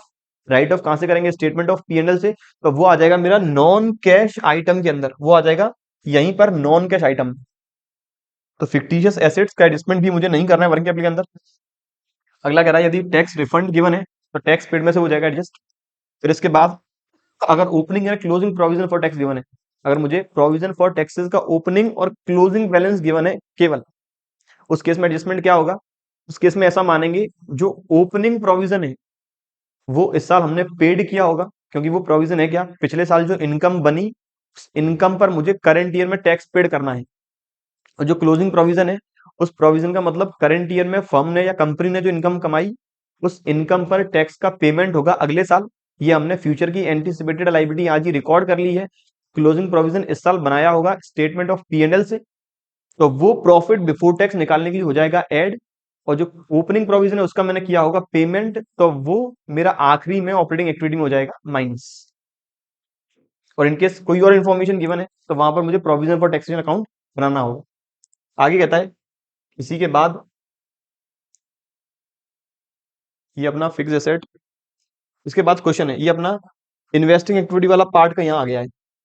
इन्वेस्टिंग एक्टिविटी के बाद वो पेज आना चाहिए, इन्वेस्टिंग एक्टिविटी के बाद बिल्कुल वो पेज आएगा इस जगह। इन्वेस्टिंग के बाद यहाँ डिस्कस कर लेंगे। बात करें क्वेश्चन की। क्वेश्चन कहता है आनंद लिमिटेड की जो नेट इनकम है वो है 5 लाख। नेट इनकम का मतलब net profit for the year ended 31 March 2017। Net profit मुझे गिवन है, पीएनएल वाला प्रॉफिट गिवन है, ये प्रॉफिट है प्रॉफिट आफ्टर टैक्स। आगे कहता है डेप्रिसिएशन जो करंट ईयर का है वो है 2 lakh. There was a profit of ₹50,000। Current year में जो प्रॉफिट है 50,000 रुपए का वो हुआ है एसेट्स बेचने पर, और जो हम ऑलरेडी ट्रांसफर कर चुके हैं स्टेटमेंट ऑफ पीएनएल में। मतलब ये 50,000 रुपए का मेरा नॉन ऑपरेटिंग इनकम है, इससे मेरा प्रॉफिट बढ़ गया, लेकिन पार्ट है इन्वेस्टिंग का तो ऑपरेटिंग में से करना होगा एलिमिनेट। आगे कहता है trade रिसीवल increase during the year. Trade रिसीवल मेरी करंट एसेट है, करंट एसेट्स बढ़ रही है तो ये मुझे करनी होगी minus. And trade payables also increase, trade payable मेरी करंट लाइबिलिटी है, ये भी बढ़ रही है, ये मैं करूंगा प्लस। क्वेश्चन की डिमांड क्या है, निकालना है cash flow from operating activity by indirect approach. तो मुझे निकालना है कैश फ्लो फ्रॉम ऑपरेटिंग।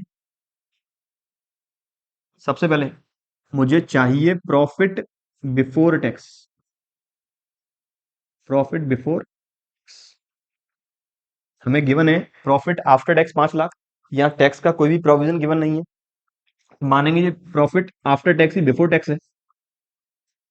इसके बाद एडजस्टमेंट करेंगे non cash and non operating item का, adjustment for non cash and non operating item.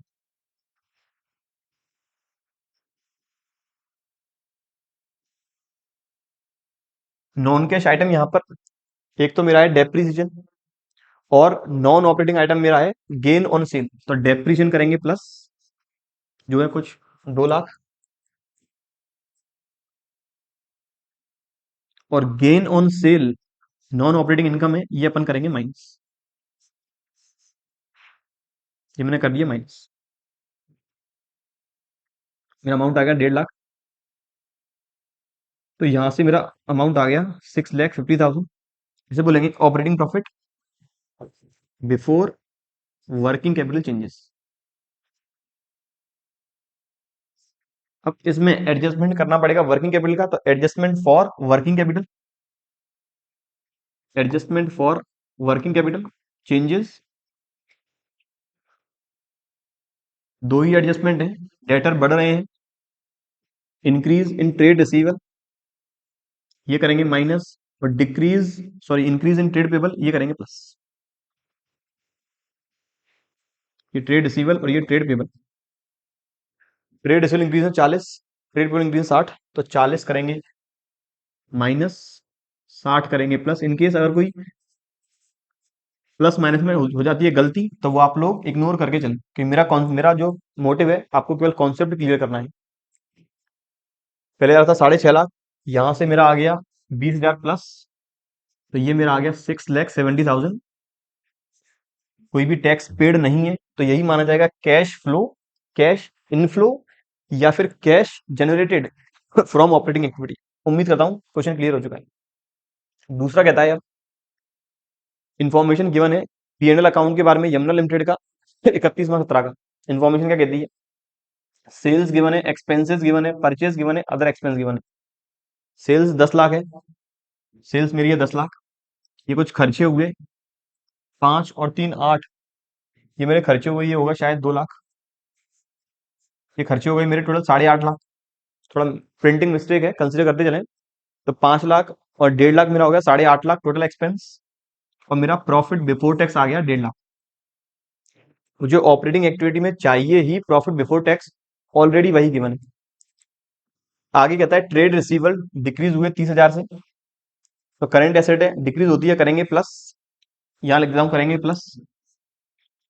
Prepaid expense increase हो रहा है 5,000 से, करंट एसेट है, करेंगे माइनस, इंक्रीज हो रही है। ट्रेड पेबल इंक्रीज हो रहा है 15,000 से, करंट लाइबिलिटी है, करेंगे प्लस। इसके बाद आउटस्टैंडिंग एक्सपेंसेस पेबल है, इंक्रीज हो रहे हैं 3,000 से, लाइबिलिटी है, करेंगे प्लस। इसके बाद ट्रेड पेबल के बाद अदर एक्सपेंसेस है, अदर एक्सपेंसेस में डेप्रीसिएशन इंक्लूड है, ये मेरा है नॉन कैश आइटम, ये मुझे पहले करना होगा प्लस। फर्दर निकालना क्या है? Net cash from operating activity. तो मेरे पास profit before tax 1.5 lakh, profit before tax 1.5 lakh. Adjustment for non cash and non operating item, एक ही नॉन ऑपरेटिंग है, सॉरी एक ही नॉन कैश है 25,000। ये आ गया profit, operating profit before working capital changes. Working capital में 30 करेंगे प्लस, 30 प्लस 5 माइनस, और बाकी दोनों आइटम ये हम कर लेंगे प्लस। तो सारे आइटम एडजस्ट करने के बाद आ जाएगा मेरा ऑपरेटिंग, मेरा आ जाएगा कैश इनफ्लो या फिर cash used from operating activity. कोई भी टैक्सेस का पेमेंट नहीं है, कोई भी यहाँ पे डिविडेंड नहीं है, तो फर्दर वो हमने एडजस्ट नहीं किए। तो नंबर 3 कहता है चार्ज लिमिटेड, प्रॉफिट इनका 1 लाख है। डेप्रीसिएशन चार्ज करने के बाद जो डेप्रीशिएशन 20,000 का है, रिजर्व में ट्रांसफर किया 30,000। गुडविल जो आई वो अमोटाइज किया 7,000, और गेन हुआ है मशीनरी पर 3,000। एक एक आइटम का पता होना जरूरी है अकाउंट्स में। अच्छे नंबर स्कोर करना और कॉन्सेप्ट पता होना, दोनों अलग अलग चीजें हैं। अगर कॉन्सेप्ट नहीं पता तब भी अच्छे मार्क्स स्कोर कर सकते हो, लेकिन अगर कॉन्सेप्ट क्लियर है, अच्छे मार्क्स तो स्कोर करेंगे ही, प्लस आपको फर्दर आपकी नॉलेज भी इंप्रूव होगी। तो सबसे पहली जरूरी है मार्क्स के पीछे नहीं भागे, कॉन्सेप्ट क्या कहता है पहले वो सुने। तो यहां पर 4 आइटम है मेरे पास: non cash, appropriation, non cash, non operating. चारों आइटम एडजस्ट करने के बाद प्रॉफिट 1 लाख रुपए आया है। फर्दर कहता है अदर इन्फॉर्मेशन मेरे पास जो अवेलेबल है वो इस तरह से है: ट्रेड रिसीवेबल में इंक्रीज हुआ 3,000, ट्रेड पेबल में इंक्रीज हुआ 6,000, प्रीपेड एक्सपेंस में इंक्रीज 200 है, आउटस्टैंडिंग एक्सपेंस डिक्रीज हुआ 2,000 से। सबसे पहले मुझे चाहिए profit before tax. Profit before tax किस तरह से निकालेंगे? जो भी एप्रोप्रिएशन है इन 3 आइटम में से, 3 है 4 आइटम, 1 2 3 और ये 4 आइटम में से एप्रोप्रिएशन कौन सा है? एप्रोप्रिएशन है केवल और केवल रिजर्व वाला। तो एप्रोप्रिएशन कर देंगे प्लस, ये आ गया 1,30,000 प्रॉफिट बिफोर टैक्स। टैक्स का अमाउंट है ही नहीं है, जो प्रॉफिट आफ्टर टैक्स है वही आ गया बिफोर टैक्स। अब एडजस्टमेंट करेंगे non cash and non operating item का। Non cash and non operating item. मेरा डेप्रीसिएशन नॉन कैश करेंगे प्लस। प्रॉफिट कम हो गया, कैश कम नहीं हुआ। मैंने इंटेंजिबल एसेट्स राइट ऑफ किया, अमोर्टाइजेशन, ये भी करेंगे प्लस। अमोर्टाइजेशन 7,000। मुझे गेन हुआ नॉन ऑपरेटिंग इनकम, करेंगे -3,000। तो यहां से मेरा आ गया 24,000। ये आ गया मेरा 1,54,000। इसके बाद एडजस्टमेंट करेंगे करंट एसेट्स और करंट लाइबिलिटीज का। ट्रेड रिसीवेबल मेरे बढ़ रहे हैं 3,000 माइनस। ट्रेड पेबल 6,000 बढ़ रहे हैं, 200 वापस बढ़े। ये 6,000 प्लस 200 माइनस। और आउटस्टैंडिंग एक्सपेंस भी मेरे हो रहे थे कम, ये होंगे माइनस। रटने वाले स्टूडेंट ध्यान रखें, करंट एसेट्स बढ़ती है, लाइबिलिटी गिरती है, करंट लाइबिलिटी करेंगे माइनस। करंट एसेट्स गिरती है, करंट लाइबिलिटी बढ़ती है, करेंगे प्लस। तो ये मेरा आ गया 3 और 2 5, 5200, 800 प्लस ये आ गया 1,54,800। इनकेस कोई भी मिस्टेक हो जाती है कैलकुलेशन में, इग्नोर करके चलें, कंसेप्ट समझने के बाद। फिर वापस मैं भी टैली कर लेता हूँ। ट्रेड रिसीवेबल इंक्रीज हुआ, बिल्कुल माइनस किया। ट्रेड पेबल इंक्रीज हुआ, बिल्कुल प्लस किया। करंट प्रीपेड एक्सपेंस इंक्रीज हुआ, माइनस कर दिया। आउटस्टैंडिंग एक्सपेंस डिक्रीज हुआ, माइनस कर दिया। 3 और 2 5, 5200, 800 बिल्कुल सही। कोई भी यहाँ पर टैक्स का प्रोविजन था नहीं, इसलिए हमने एडजस्ट नहीं किया। अब मैंने कुछ 2-3 क्वेश्चन स्पेसिफिक टैक्स के ऊपर ही कंसीडर किए। मैंने पूरी कोशिश की है टैक्स से रिलेटेड जितने भी कॉन्सेप्ट हैं आपके सारे क्लियर हो जाएं। तो पहला केस कहता है, इंफॉर्मेशन गिवन है, ओपनिंग टैक्स 15 है, क्लोजिंग टैक्स 25 है। पूछ रहा है क्या एडजस्टमेंट होगा कैश फ्लो स्टेटमेंट में। तो मैंने आपको बताया हुआ है, अगर ओपनिंग प्रोविजन है और केवल क्लोजिंग प्रोविजन गिवन है, तो ये वाला टैक्स हमें करना है पेड। ये टैक्स हमें करना है पेड, क्योंकि पिछले साल जो हमने प्रोविजन बनाया, वो बनाया एंटीसिपेटेड लाइबिलिटी का। एंटीसिपेटेड जो भी हमें भविष्य में प्रॉफिट होंगे उस पर कितना टैक्स बनेगा, एंटीसिपेटेड लाइबिलिटी है, मुझे इस साल पेड करना होगा। और करंट ईयर में जो मैंने प्रोविजन बनाया है, ये करंट ईयर में कितना प्रॉफिट होगा उसकी एंटीसिपेटेड लाइबिलिटी है।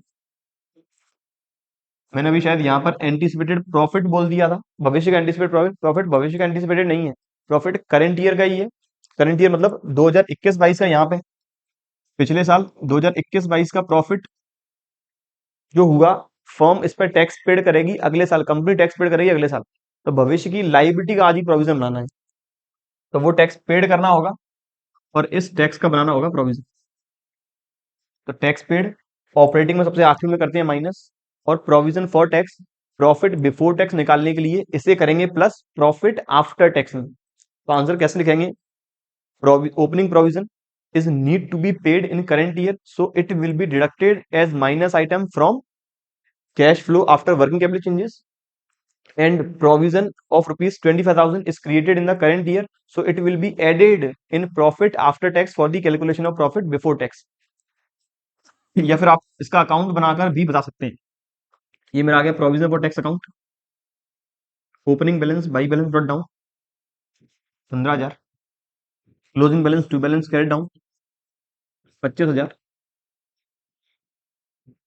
इसे पेमेंट करेंगे तो टू बैंक 15,000। और ये प्रोविजन क्रिएट करेंगे तो बाई प्रोविजन बनाते हैं स्टेटमेंट ऑफ पीएनएल से 25,000। याद रखना है इन दोनों का कभी भी नेट एडजस्टमेंट नहीं होगा। नेट एडजस्टमेंट कर दिया आंसर तो आ जाएगा सही, लेकिन वो माना जाएगा गलत। आगे कहता है इंफॉर्मेशन वापस टैक्स से रिलेटेड गिवन है। तो मेरे पास ओपनिंग प्रोविजन है, क्लोजिंग प्रोविजन है और टैक्स पेड और गिवन है। करने के दो तरीके हैं। पहला तरीका, मेरे पास पिछले साल प्रोविजन जो था, टैक्स जो लाइबिलिटी थी वो थी 65,000। करंट ईयर की लाइबिलिटी है साल के आखिरी तक 1,25,000। अब करंट ईयर में मैंने 85,000 पेड कर दिए, तब भी 1,25,000 की लाइबिलिटी और है। इसका मतलब टोटल लाइबिलिटी कितनी थी, टोटल लाइबिलिटी 2,10,000। टोटल थी 2,10,000। बस 2,10 की लाइबिलिटी में से लास्ट ईयर तक की लाइबिलिटी कितनी थी, वो थी 65,000। लास्ट ईयर की लाइबिलिटी थी 65,000। तो करंट ईयर की लायबिलिटी कितनी होगी? 2,10,000 में से माइनस कर ले हम 65,000। 2,10,000 में से माइनस कर ले हम 65,000, तो ये आ जाएगा 1,45,000। या दूसरा तरीका मुझे बनाना है provision for tax account. Provision for tax account, liability account है, by balance brought down. Opening 65,000, closing to balance carried down 1,25,000। मैंने प्रोविजन बनाया, एंट्री होगी, मैंने टैक्स पेड किया, एंट्री होगी tax account debit to bank, फिर टैक्स को यहां से वो करेंगे write off, provision for tax account debit to tax, तो यहाँ आ जाएगा डायरेक्ट एंट्री के थ्रू टू बैंक, जो पेमेंट हुआ है करंट ईयर में 85,000, टोटल ये आ गया 2,10,000। यहाँ आ जाएगा जो प्रोविजन हमने बनाया बाई स्टेटमेंट ऑफ P&L के थ्रू बनेगा प्रोविजन, 210 माइनस 65, ये आ जाएगा कुछ 1,45,000। इस वाले में याद रखना है टैक्स पेड गिवन है। अब इन केस अगर टैक्स का प्रोविजन गिवन है तब क्या होगा? Tax provided, tax provided given है, तो अब मुझे प्रोविजन पहले से ही दे रखा है। पहले ओपनिंग क्लोजिंग बैलेंस कर लें प्लेस, 65,000, यहाँ पर आ गया क्लोजिंग बैलेंस 1,25,000। ये हमने बनाया provision by statement of P&L 95,000 का, 65 का प्रोविजन पहले से ही था, 90,000 को और बनाया, प्रोविजन टोटल हो गया 1,60,000। क्लोजिंग कितना है? 1,25,000। इसका मतलब मैंने करंट ईयर में कर दिया है पेमेंट, डिफरेंस अमाउंट जो आएगा टू बैंक, वो भी कितना? 35,000। तो ये आ गया 1,60,000, 1,60,000। कैश फ्लो स्टेटमेंट एडजस्टमेंट कैसे करेंगे? ये प्रोविजन क्रिएट किया है, ऐड करेंगे प्रॉफिट आफ्टर टैक्स में बिफोर टैक्स निकालने के लिए, और ये पेमेंट किया है ऑपरेटिंग एक्टिविटी के सबसे आखिरी में करेंगे माइनस। सेम ऐसे ही इस वाले में। उम्मीद करता हूँ यहाँ तक क्वेश्चन हो चुके हैं क्लियर। अब मुझे अगली बात करनी है इन्वेस्टिंग एक्टिविटी की, बहुत सिंपल है। एसेट्स परचेज की, कैश का आउटफ्लो, चाहे एसेट्स के अंदर फिक्स्ड एसेट्स हो या इंटेंजिबल्स हो, इन्वेस्टमेंट्स हो, या फिर मैंने लोन दिया, cash advances to loan to third parties, तीनों नेगेटिव आइटम, कैश का हुआ आउटफ्लो। यदि एसेट्स बेची, एडवांसेस रिसीव किया, या फिर इन्वेस्टमेंट बेचे, कैश का इनफ्लो। और अब इस एसेट से रिलेटेड हमें इनकम जनरेट होती है, जैसे मैंने इन्वेस्टमेंट किया, एसेट्स में रेंट जनरेट हुआ, मैंने लोन दिया, इंटरेस्ट जनरेट हुई, पैसा इन्वेस्ट किया, इंटरेस्ट से फिर डिविडेंड जनरेट हुआ, वो यहाँ पे करेंगे प्लस आइटम। तो कुछ आइटम प्लस, कुछ आइटम माइनस। इसके साथ साथ अगर मैंने कोई एसेट्स परचेज की, लैंड एंड बिल्डिंग परचेज किया, मशीनरी परचेज की, ब्रोकरेज वगैरह पेड किया, रजिस्ट्रेशन चार्जेस पेड किया, इन्वेस्टिंग एक्टिविटी का ही पार्ट है, वो यहाँ करेंगे माइनस। फिर वापस प्लस आइटम्स सारे, माइनस आइटम सारे एडजस्ट करने के बाद नेट अमाउंट अगर प्लस आया तो कैश जनरेटेड, माइनस आया तो कैश यूज्ड फ्रॉम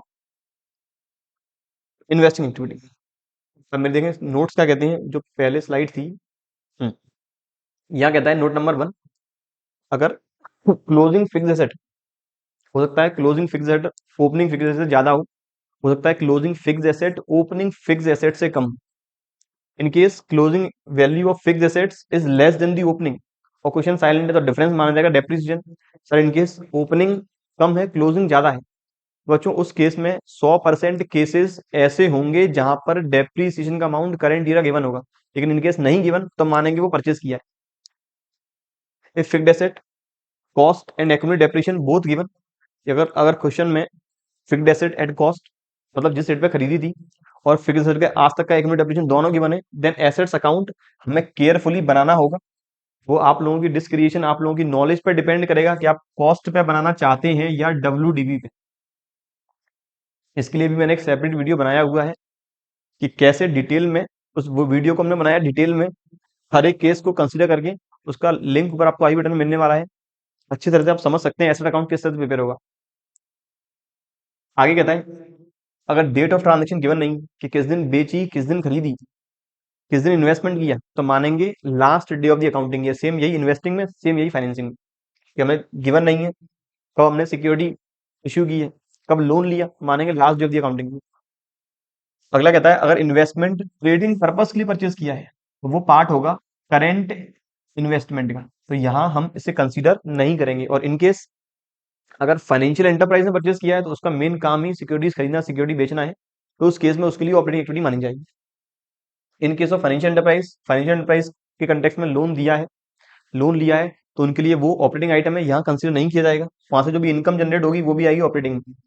हमें जो डिविडेंड निकालना है कि हमें डिविडेंड सपोज कभी परसेंटेज हमें दिया कि हमें 10% डिविडेंड हुआ है रिसीव, तो डिविडेंड हो या फिर इंटरेस्ट हो डिवेंचर के कंटेक्स्ट में हमेशा वो निकाली जाएगी फेस वैल्यू पर, मतलब हमने कितने फेस वैल्यू वाली सिक्योरिटी की है परचेज, सिक्योरिटी की है परचेज। अगला कहता है जो भी एसेट से रिलेटेड एक्सपेंसेस रहेंगे वो भी आएंगे इन्वेस्टिंग के अंदर। और net proceed of on sale of adjusted, यदि हमने एसेट्स बेची है तो किस अमाउंट को कैश फ्लो स्टेटमेंट के अंदर लिखने वाले हैं, जितना हमने नेट कैश रिसीव किया है वही आएगा मेरा कैश फ्लो के अंदर। ये बात थी कुछ इंपॉर्टेंट पॉइंट्स इन्वेस्टिंग एक्टिविटी में। अब आपको एक बार सिंपल फॉर्म में बताऊं और जल्दी से बताऊं कि किस तरह से एसेट्स अकाउंट और एक्यूमुलेटेड डेप्रिसिएशन अकाउंट बनेगा। मैंने दोनों केस कवर किए हैं, जब एसेट्स अकाउंट बनाता हूं मैं कॉस्ट पे, और जब मैं एसेट अकाउंट बनाऊंगा डब्ल्यूडीबी पे। बहुत सिंपल है समझना। जब भी मैं कॉस्ट पे बनाता हूँ दो बातें याद रखनी है। जब भी बनेगा कॉस्ट पे, डेप्रिसिएशन कभी भी एसेट अकाउंट में पोस्ट नहीं होगा। दूसरी बात, डेप्रिसिएशन अमाउंट कब एसेट अकाउंट में आएगा, जब वो एसेट्स बिकेगी, अदरवाइज हमेशा चलता जाएगा कॉस्ट में। एक्यूमुलेट डेप्रिसिएशन अकाउंट, इसमें डेप्रिसिएशन हमेशा एक्यूमुलेट होता जाएगा। इसमें से एलिमिनेट कब करेंगे, जब एसेट्स बेची जाएगी, तो जिस साल एसेट बेचेंगे उस साल तक का डेप्रिसिएशन उस बेचे हुए एसेट पर, उस बेचे हुए पार्ट पर इस एक्यूमुलेटेड डेप्रिसिएशन अकाउंट से निकाल के पहुंचाना होगा एसेट अकाउंट में। एंट्री क्या बनेगी सर, एंट्री बनेगी accumulated depreciation account debit to asset account. Format क्या रहेगा, ओपनिंग बैलेंस एसेट अकाउंट है, ओपनिंग और क्लोजिंग बैलेंस, इन्हें प्लेस करने में कोई भी दिक्कत नहीं आनी चाहिए। एसेट्स परचेज करते हैं assets account debit to bank, depreciation लगाते हैं depreciation account debit to accumulated depreciation. अब यदि एसेट्स बेची तो सबसे पहले एसेट्स को बेचने वाले दिन तक का डेप्रिसिएशन इस अकाउंट से निकाल के पहुंचाना होगा वहां पे। प्लस अगर एसेट्स हमने जिस दिन कैश फ्लो बना रहे हैं और जिस दिन एसेट्स बेची है उस दिन से पहले वाली किसी डेट तक की वैल्यू हमें गिवन है, मतलब जिस दिन एसेट्स बेची है उस दिन की वैल्यू गिवन नहीं है, उससे कोई पिछली डेट तक की वैल्यू गिवन है, तो उस डेट से लेकर करेंट डेट तक डेप्रिसिएशन डेप्रिसिएशन कैलकुलेट करना होगा। कैलकुलेट करने की एंट्री होगी depreciation account debit to accumulated depreciation, और फिर उस पार्ट पर टोटल अमाउंट का डेप्रिसिएशन करना होगा एलिमिनेट, एंट्री होगी accumulated depreciation account debit to asset, तो यहाँ आएगा बाई एक्यूमुलेटेड और यहाँ आएगा टू एसेट। अब बेचने की एंट्री सेम वही होगी, बैंक अकाउंट डेबिट जो भी सेल वैल्यू है, यदि लॉस हुआ है तो loss on sale on asset account debit to asset account, profit हुआ है तो to gain on sale of asset, posting by bank by loss, in case loss हुआ है तो यहाँ आएगी सेल वैल्यू, गेन हुआ है तो to gain on sale of asset. Accumulate depreciation account में फिर आ जाएगा मेरा क्लोजिंग बैलेंस। अगर इनकेस मैं बनाता हूँ डब्ल्यूडीबी पे, ओपनिंग डब्ल्यूडीबी, क्लोजिंग डब्ल्यूडीबी, जिस दिन एसेट बेची, अगर अकाउंट किसी और दिन ओपन किया है, मतलब वैल्यू एसेट की किसी और दिन की गिवन है, बेची किसी और दिन है, तो उस दिन से लेकर बेचने वाले दिन तक का पहला लगेगा डेप्रिसिएशन, फिर बेचने की एंट्री सेम वही रहेगी, लॉस हुआ क्रेडिट में, प्रॉफिट हुआ डेबिट में, इनकेस कोई एसेट परचेस की है तो वो आ जाएगा डेबिट साइड में। और फिर साल के आखिरी में उस एसेट का टोटल डेप्रिसिएशन, रिमेनिंग एसेट का टोटल डेप्रिसिएशन सीधा एसेट अकाउंट में चार्ज होगा, एंट्री होगी depreciation account debit to asset account. और एक्यूमुलेटेड डेप्रिसिएशन अकाउंट सेम वैसा ही बनेगा। हो सकता है एक्यूमुलेटेड डेप्रिसिएशन नेम गिवन हो सकता है प्रोविजन फॉर डेप्रिसिएशन गिवन हो, दोनों की अकाउंटिंग एक तरह से होती है। अब बात करें क्वेश्चन की, क्वेश्चन कहता है वेल प्रिंट लिमिटेड, मैंने आपके डेप्रिसिएशन को डिटेल में कवर करने के लिए कोई भी दिक्कत नहीं रह जाए इसके लिए कुछ हम 4 या 5 क्वेश्चन डिस्कस करेंगे। पहला क्वेश्चन कहता है मशीनरी की ओपनिंग और क्लोजिंग फिगर हमें गिवन है, साथ साथ एक्यूमुलेटेड डेप्रिसिएशन गिवन है। यहाँ पर बात एक याद रखनी है, इनकेस अगर मुझे बैलेंस शीट के अंदर एक्यूमुलेटेड और मशीन अकाउंट दोनों के बैलेंसेस गिवन है तो उस केस में फेवरेबल क्या रहेगा, एसेट अकाउंट को हम कॉस्ट पे बनाएं। और यदि बैलेंस शीट के अंदर केवल और केवल एक अमाउंट गिवन है एसेट का, मानेंगे हमेशा वो डब्ल्यूडीबी है। इस जगह मुझे कॉस्ट और आज तक का टोटल डेप्रिसिएशन गिवन है। आगे इन्फॉर्मेशन है, हमने एक मशीन बेची है जिसकी कॉस्टिंग मतलब 25,000 की जो हमने खरीदी थी, जिस पर आज तक का डेप्रीसिएशन लग चुका है 15,000, वो हमने बेच दी है 13,000 में। एक मशीन 25 की खरीदी थी, आज तक डेप्रिसिएशन लगा था 15, मतलब मेरे लिए वैल्यू रह गई 10, बेच दी 13 में। निकालना है cash flow from investing activity. यहाँ मुझे ऑपरेटिंग नहीं बनानी, केवल बनानी है इन्वेस्टिंग। तो इन्वेस्टिंग बनाने का सिंपल मीडियम क्या रहेगा, मेरे पास ओपनिंग एसेट है 50, मैं दोनों तरीके बताऊंगा, विदाउट अकाउंट और विद अकाउंट। मेरे पास ओपनिंग मशीन है 50 की, कॉस्टिंग 50, तो इस 50 वाली एसेट में से मैंने 25 वाली कॉस्टिंग की एसेट्स बेच दी, तो मेरे पास कितनी एसेट बचनी चाहिए थी, बचनी चाहिए थी 25,000 की, क्योंकि बच कितनी रही है, बच रही है 60,000। वापस रिपीट कर देता हूँ, 50 की एसेट मेरे पास थी, 25 वाली बेच दी, रहना चाहिए था क्लोजिंग 25, लेकिन क्लोजिंग है 60। इसका मतलब मैंने एक एसेट खरीदी है, कितने की खरीदी है, 25 और 60 का डिफरेंस 35, मतलब मैंने 35,000 की एसेट की है परचेज। तो कैश का हो गया आउटफ्लो, और बेची कितनी में, बेची है 13 में, तो ये हो गया कैश का इनफ्लो। Inflow, outflow. अब इनकेस अगर मुझे ऑपरेटिंग एक्टिविटी बनानी होती, तो ऑपरेटिंग एक्टिविटी के लिए मुझे एक्यूमुलेटेड डेप्रिसिएशन अकाउंट से डेप्रिसिएशन का अमाउंट निकालना होता, वो कैसे निकालेंगे। मेरे पास ओपनिंग डेप्रिसिएशन है 25, क्लोजिंग है 15। अब मैंने 25 वाले में से 15 का मैंने डेप्रिसिएशन कर दिया eliminate.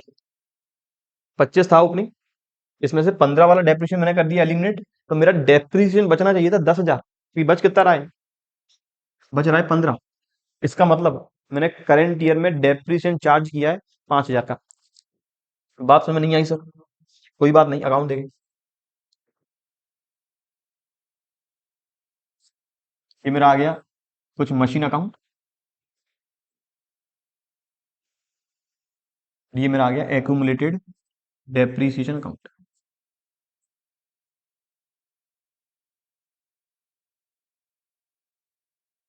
To balance brought down 50 60 25 15, 50,000। By balance carried down 60,000, by balance brought down 25,000, to balance carried down 15,000। मैंने एक एसेट जिसकी कॉस्टिंग है 25, डेप्रिसिएशन लग चुका है आज तक 15, तो उसका 15 डेप्रिसिएशन करना होगा एलिमिनेट। एंट्री होगी accumulated depreciation account debit to machine 15,000। यहाँ आ जाएगा बाई एक्यूमुलेटेड डेप्रिसिएशन 15,000, ये बेच दिए 13 में, वैल्यू रह गई है 10, तो बाई बैंक, एंट्री होगी bank account debit 13,000 to machine 10,000, और to gain on sale of machine 3,000। मेरा टोटल हो गया 60 और 28, 88,000, 88,000। इधर आ गया 53,000, 53 माइनस करेंगे 88 में से, तो ये आ गया 35, और ये आएगा बैलेंसिंग का परचेज, तो टू बैंक। इस जगह 15 15 30, क्लोजिंग प्रोविजन है 15, 15 एलिमिट कर चुके हैं, टोटल हो गया प्रोविजन 30, ओपनिंग है 25, तो इस बार मैंने जो क्रिएट किया होगा वो किया होगा 5,000, इस बार जो डेप्रिसिएशन लगाया वो है 5,000। एडजस्टमेंट मुझे करना है केवल इन्वेस्टिंग में, इन्वेस्टिंग में 13,000 प्लस 35 माइनस, तो इन्वेस्टिंग का आ गया माइनस के मेरा 22,000। ऑपरेटिंग का करना होता, तो ऑपरेटिंग में एक तो ये डेप्रिसिएशन जाता नॉन कैश आइटम, और ये जाता 3,000 का गेन नॉन ऑपरेटिंग आइटम, ये होता प्लस, ये होता माइनस। ये मेरा पहला केस एसेट को लेकर। अब दूसरा, मशीनरी की opening closing value cost given है, एक्यूमुलेटेड डेप्रिसिएशन गिवन है, आगे कहता है during the year machine costing 2 lakh were sold at a profit of 1,50,000। दोनों में क्या डिफरेंस है सर, पहले वाले में ये गिवन था हमने कितनी रेट पर बेची है, दूसरे वाले में ये गिवन है हमें कितना प्रॉफिट हुआ है। Further depreciation charge on machine, यहां पर गिवन है हमने कुल मशीन पर कितना डेप्रिसिएशन लगाया। दोनों क्वेश्चन में डिफरेंस क्या है, पहले वाले क्वेश्चन में मुझे एसेट्स की सेल वैल्यू गिवन थी, एसेट्स पर जो बेची हुई एसेट है उस पर डेप्रिसिएशन कितना चार्ज था वो गिवन था। यहाँ पर जो एसेट्स बेची है उसका प्रॉफिट गिवन है, और एंटायर एसेट पे कितना डेप्रिसिएशन लगा वो अमाउंट गिवन है। तो मुझे यहाँ पर दोनों पिछले वाले अमाउंट निकालने पड़ेंगे। वापस करने का तरीका, केवल इन्वेस्टिंग एक्टिविटी चाहिए मुझे, तो मैंने मशीनरी मेरे पास थी 5 लाख। इस 5 लाख में से 2 लाख वाली एसेट्स मैंने बेच दी, तो मैंने 3 लाख की बचनी चाहिए थी क्लोजिंग। मेरे पास क्लोजिंग बचनी चाहिए थी 3 लाख, जबकि क्लोजिंग बच रही है 9 लाख। इसका मतलब मैंने 6 लाख की मशीन इस बार की है परचेज, तो मेरा परचेज आ गया 6 लाख। अब बात करें सेल की। मैंने 2 लाख की खरीदी थी, लेकिन इसका डेप्रिसिएशन कितना था मुझे वो निकालना पड़ेगा। निकालने के तरीके वापस दो। 3 लाख का था ओपनिंग डेप्रिसिएशन, मैंने इस बार प्रोविजन लगाया 2.5 लाख, तो मेरा टोटल प्रोविजन होना चाहिए था 5.5 लाख, जबकि प्रोविजन कितना है 4.5। इसका मतलब एलिमिनेट किया है एक, तो जो बेची हुई है इस पर 1 लाख का डेप्रिसिएशन लग चुका है, तो इसकी कॉस्ट माइनस डेप्रिसिएशन आ गई value 1 lakh. 2 lakh minus 1 lakh value आ गई 1 लाख। बेची है 1.5 लाख है प्रॉफिट पर, इसका मतलब बिकी है 2.5 लाख में। सर वापस समझ में नहीं आया तो वापस देखें अकाउंट। ये आ गया मेरा मशीन अकाउंट, और यहाँ आ गया मेरा एक्यूमुलेटेड डेप्रिसिएशन अकाउंट।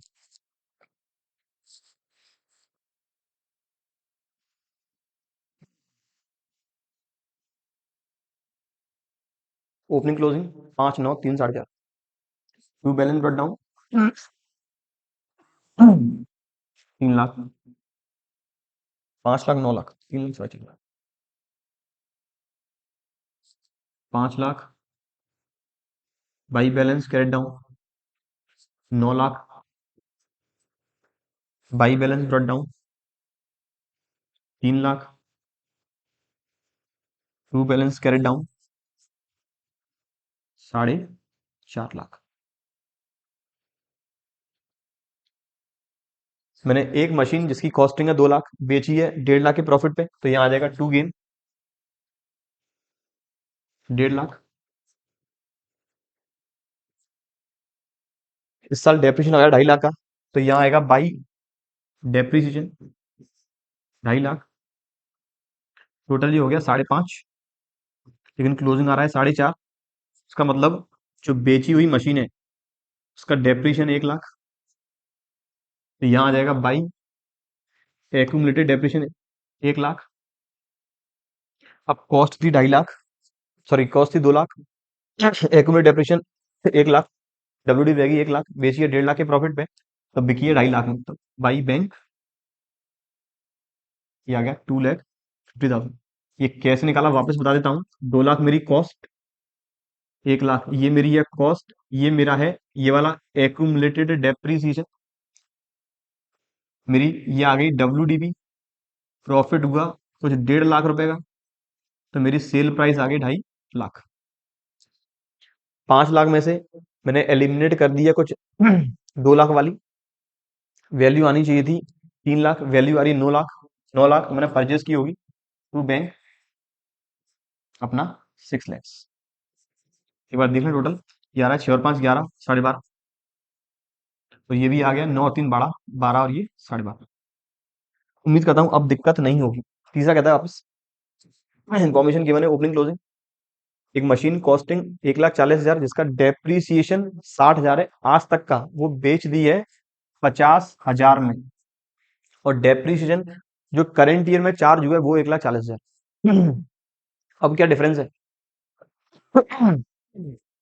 अभी तक मुझे गिवन थी हमेशा कॉस्ट और एक्यूमुलेटेड डेप्रिसिएशन, लेकिन इस बार मुझे गिवन है डब्ल्यूडीबी, तो मुझे अब एसेट अकाउंट सीधा डब्ल्यूडीबी पे ही बनाना है।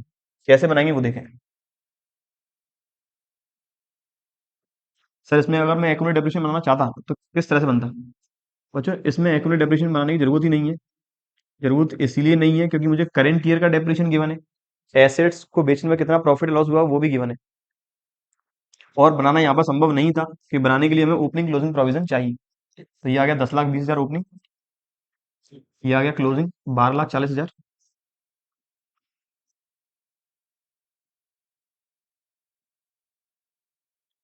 मशीन कॉस्टिंग 1,40 है, इस पर डेप्रिसिएशन लग चुका है 60, मेरी वैल्यू रही है 80 और बेच दी है 50 में। अगर एसेट अकाउंट हम बनाते हैं डब्ल्यू पे, तो फिगर जो है वो डब्ल्यू की आनी चाहिए। 1,40,000 पे डेप्रिसिएशन लगा चुके हैं 60, तो इसमें 80 के हिसाब से रिकॉर्डिंग होगी। बेची 50 में, तो भाई बैंक 50, और लॉस हुआ है 30 का, तो बाई लॉस 30,000।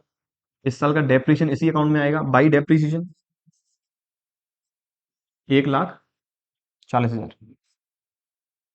मेरे पास ओपनिंग एसेट थी 10,20,000 की, इसमें से मैंने 80,000 वाली WDB की एसेट बेच दी, वैल्यू रहेगी 9,40, डेप्रिसिएशन लगा दिया 1,40, वैल्यू रह जानी चाहिए थी 8 लाख, लेकिन वैल्यू आ रही है 12,40,000। इसका मतलब मैंने परचेज किया 4,40,000 की, या फिर वो टोटल कर लें और ये माइनस कर लें, अमाउंट आएगा 4,40,000। उम्मीद करता हूँ यहाँ तक क्वेश्चन क्लियर हो चुके हैं। अब बात करें अगले की। अगला कहता है इन्फॉर्मेशन गिवन है, इस बार मुझे एसेट्स का परचेज और सोल्ड गिवन है, मतलब कितनी वैल्यू बेची है और कितनी खरीदी। आगे इन्फॉर्मेशन, इंटरेस्ट रिसीव्ड किया डिवेंचर्स पर जो हमारे पास इन्वेस्टमेंट के फॉर्म में थे, डिविडेंड रिसीव किया शेयर्स पर जो हमारे पास इन्वेस्टमेंट के फॉर्म में थे, एक प्लॉट ऑफ लैंड हमने परचेज किया है इन्वेस्टमेंट पर्पज के लिए, और जो हमने दिया था इस साल किराए पे, जिसका रेंट रिसीव हुआ है 30,000। क्वेश्चन की डिमांड इन्वेस्टिंग एक्टिविटी निकालनी है, तो इन्वेस्टिंग एक्टिविटी के लिए मैं यहाँ पर शॉर्ट में कर देता हूँ उसका आंसर 4,40,000। ये तो डायरेक्ट कह रहा है परचेज किया है, तो minus 4,40, purchase of plant, purchase of investment, purchase of goodwill. ये आ गए मेरे तीनों negative item. Sale of plant 50,000, sale of investment 1,00,000 और सेल ऑफ पेटेंट 1,00,000। ये मैंने ये सारे आइटम कर लिए। अब यहाँ पे इंटरेस्ट रिसीव करेंगे, प्लस आइटम है इन्वेस्टिंग एक्टिविटी से कैश का इनफ्लो है 10,000, 10,000 भी कैश इनफ्लो है और 30,000 भी है कैश इनफ्लो रेंट वाला। मैंने ये तीनों आइटम भी एडजस्ट करनी है। देख लें, 1,00,000, 2,00,000, ये हो गया 3,00,000, 3.5 लाख हो गए प्लस के आइटम, 3.5 लाख, ये आ गया 90,000 और ये आ गया कुछ 4,70,000 नेगेटिव आइटम। एक बार कैलकुलेशन करके देख लें क्या कहता है कैलकुलेशन। ये आ गया 4,40 नेगेटिव, 1,80 नेगेटिव, 2,00,000 नेगेटिव, ये आ गया नेगेटिव 8,20,000 माइनस 50,000 नेगेटिव आइटम, 1,00,000, फिर वापस 1,00,000 और ये वापस 1,00,000, ये आ रहा है 4,70,000 नेगेटिव। वो मेरा आ चुका। क्वेश्चन सिंपल था पिछले वाले कंपैरिजन में। एक क्वेश्चन और डिटेल में और में गिवन है, बैलेंस शीट का एक्सट्रैक्ट। फिक्स एसेट में टेंजिबल इंटेंजिबल दो आइटम गिवन है, नॉन करंट इन्वेस्टमेंट गिवन है। फिक्स एसेट में जो टेंजिबल है, टेंजिबल में मशीनरी है 12,40 और 10,20, और मेरे पास इंटेंजिबल गिवन है ओपनिंग क्लोजिंग दोनों। इंटेंजिबल में दो हैं, गुडविल एंड पेटेंट्स। फिर इसके बाद नॉन करंट इन्वेस्टमेंट में लॉन्ग टर्म इन्वेस्टमेंट है, इन्वेस्टमेंट इन लैंड और शेयर्स ऑफ अमाटेक्स लिमिटेड, एक कंपनी हमने शेयर्स होल्ड करके रखे हैं। आगे इन्फॉर्मेशन कहती है patents were written off to the extent of 40,000 and some patents were sold at a profit of 20,000। कुछ पेटेंट्स राइट ऑफ किए, कुछ पेटेंट्स में बेच दिए। एक मशीनरी जिसका 1,40,000 रुपए की कॉस्टिंग है, 60,000 रुपए डेप्रिसिएशन लग चुका है, ये हमने 50,000 में बेच दी है और डेप्रिसिएशन चार्ज कर दिया है 1,40,000। तो हमने पहले क्वेश्चन डिस्कस किया था इससे शायद एक या दो पहला, वो सेम वही था मशीनरी को लेकर। 31 मार्च 2016 को हमने 10% इन्वेस्टमेंट खरीदे हैं 1,80,000 के, एंड सम इन्वेस्टमेंट बेच दिए हैं हमने 20,000 के प्रॉफिट पे। फिर इंटरेस्ट रिसीव किया सेम डे को, अमाटेक्स लिमिटेड से हमने डिविडेंड रिसीव किया 10% शेयर्स की वैल्यू पर, और एक प्लॉट ऑफ लैंड जो हमने खरीदा था इन्वेस्टमेंट पर्पज के लिए वापस दे दिया है किराए पर, रेंट रिसीव हुआ उसका 30,000। फर्दर यही इन्फॉर्मेशन है बिल्कुल। अब देखें किस तरह से करें। क्वेश्चन कुछ 2-3 पेजों में डिवाइड हुआ है, तो हमें थोड़ा धीरे चलना होगा। तो cash flow from investing activity, cash flow from investing activity. अब एक एक करके चलते जाएंगे। सबसे पहले जो टेंजिबल एसेट में था मशीनरी, मशीनरी का मैंने पहले ही कर चुका था, वही मैं यहाँ कॉपी कर देता हूँ। मशीनरी वाला कहाँ है, मशीनरी वाला ये रहा। मैंने यहाँ पर 4,40,000 की मशीन खरीदी थी और 50,000 की बेची है। तो purchase of machine 4,40,000 negative item, और sale of machine positive item 50,000। Machine के बाद मेरा अगला आइटम है गुडविल। गुडविल के बारे में फर्दर कोई भी इंफॉर्मेशन नहीं है। ओपनिंग 1,00,000 थी, क्लोजिंग 3,00,000 है, मतलब खरीदी होगी, तो परचेज ऑफ गुडविल कैश का होगा outflow, purchase of goodwill, cash का होगा आउटफ्लो जो है गुडविल कुछ हमने शायद 2 लाख की ही खरीदी है, बिल्कुल 2 lakhs, ये मैंने खरीद ली गुडविल, नेगेटिव आइटम। गुडविल के बाद बात करें पेटेंट की, पेटेंट ओपनिंग था 280, क्लोजिंग है 160। अगर कोई भी इंफॉर्मेशन नहीं होती तो मान के चलता पेटेंट्स मैंने किया राइट ऑफ, लेकिन इंफॉर्मेशन दे रखी है, क्या कह रहा है, पेटेंट 40,000 रुपए के तो किए हैं राइट ऑफ, तो 2,80,000 में से 40 करेंगे राइट ऑफ। राइट ऑफ करने का इन्वेस्टिंग के अंदर कोई भी अकाउंटिंग ट्रीटमेंट नहीं होगा, क्योंकि राइट ऑफ करने से ना कैश का इनफ्लो होता है ना कैश का आउटफ्लो। लेकिन राइट ऑफ करते कहां से हैं, ये करते हैं स्टेटमेंट ऑफ पीएनएल से, एंट्री बनती है statement of PNL account debit to patent. मेरा प्रॉफिट कम हो गया लेकिन कैश कम नहीं हुआ, तो वहां पर हमें नॉन कैश आइटम करना होगा, प्लस इन्वेस्टिंग में कोई भी एडजस्टमेंट नहीं होगा। तो 280 में से मैंने 40 का कर दिया राइट ऑफ, तो मेरा वैल्यू आना चाहिए था 2,40,000, लेकिन वैल्यू आ रही है 1,60,000। इसका मतलब मैंने 80,000 वाली कॉस्टिंग का पेटेंट बेच दिया है। तो कह रहा है बिल्कुल बेचा है, कितने के प्रॉफिट पे है, 30,000 रुपए के प्रॉफिट पे। तो इसका मतलब मैंने पेटेंट बेचा है 1 लाख में। तो ये आ जाएगा positive item, sale of patent. Account किस तरह से बनाएंगे sir, to balance brought down 1,60,000, sorry 2,80,000, by balance carried down 1,60,000, by statement of PNL 40,000, by bank 1 lakh, to statement of PNL या फिर टू गेन ऑन सेल 20,000, और फिर बस इतना ही, और तो परचेस सही नहीं है। By balance brought down, sorry to balance brought down 280, by balance carried down 160, by statement of PNL 40, by bank 1 lakh, to gain on sale 20,000। ये हो गया मेरा पेटेंट भी गुडविल। अब फिर कहता है नॉन करेंट इन्वेस्टमेंट के अंदर पहला है long term investment, opening 60 closing 160, इसके बारे में इन्फॉर्मेशन। हमने जो इन्वेस्टमेंट परचेज किए हैं वो किए हैं 1,80,000 के, 10% इन्वेस्टमेंट जो खरीदे हैं 1,80,000 के, और वो भी कब, 31 मार्च 2016 को, मतलब पिछले साल के आखिरी दिन या फिर कह सकते हैं करेंट ईयर के पहले दिन। खरीदे 180 के हैं और कुछ इन्वेस्टमेंट बेच दिए 20,000 के प्रॉफिट पे। तो थोड़ा आराम से चलेंगे, इंटरेस्ट की बात पहले करेंगे बाद में, पहले केवल बात करेंगे प्रिंसिपल कंपोनेंट की। मेरे पास इन्वेस्टमेंट था 60,000 का, मैंने 1,80,000 का इन्वेस्टमेंट और खरीदा। तो पहले लिख लूं purchase of investment, purchase of investment, purchase करेंगे तो कैश का होगा आउटफ्लो 1,80,000 नेगेटिव आइटम। अब यदि 180 का खरीदते इन्वेस्टमेंट तो होता 240, 180 प्लस 60 240, लेकिन इन्वेस्टमेंट क्लोजिंग आ रहा है 160, इसका मतलब 80,000 वाली कॉस्टिंग का इन्वेस्टमेंट बेच चुके हैं। कितने प्रॉफिट में बेचा है, मैंने बेचा 20,000 के प्रॉफिट पे, इसका मतलब प्रॉफिट हुआ है 20,000, बिका है ये 1 लाख में। तो सेल ऑफ इन्वेस्टमेंट 80 प्लस 20, ये बिका है मेरा 1 लाख।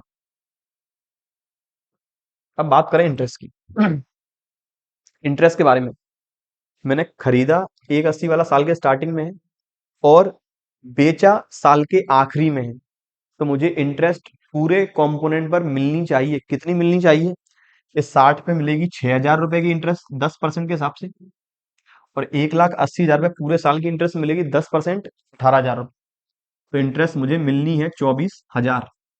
तो इंटरेस्ट मेरा आ जाएगा 24,000, इंटरेस्ट ऑन इन्वेस्टमेंट 24,000।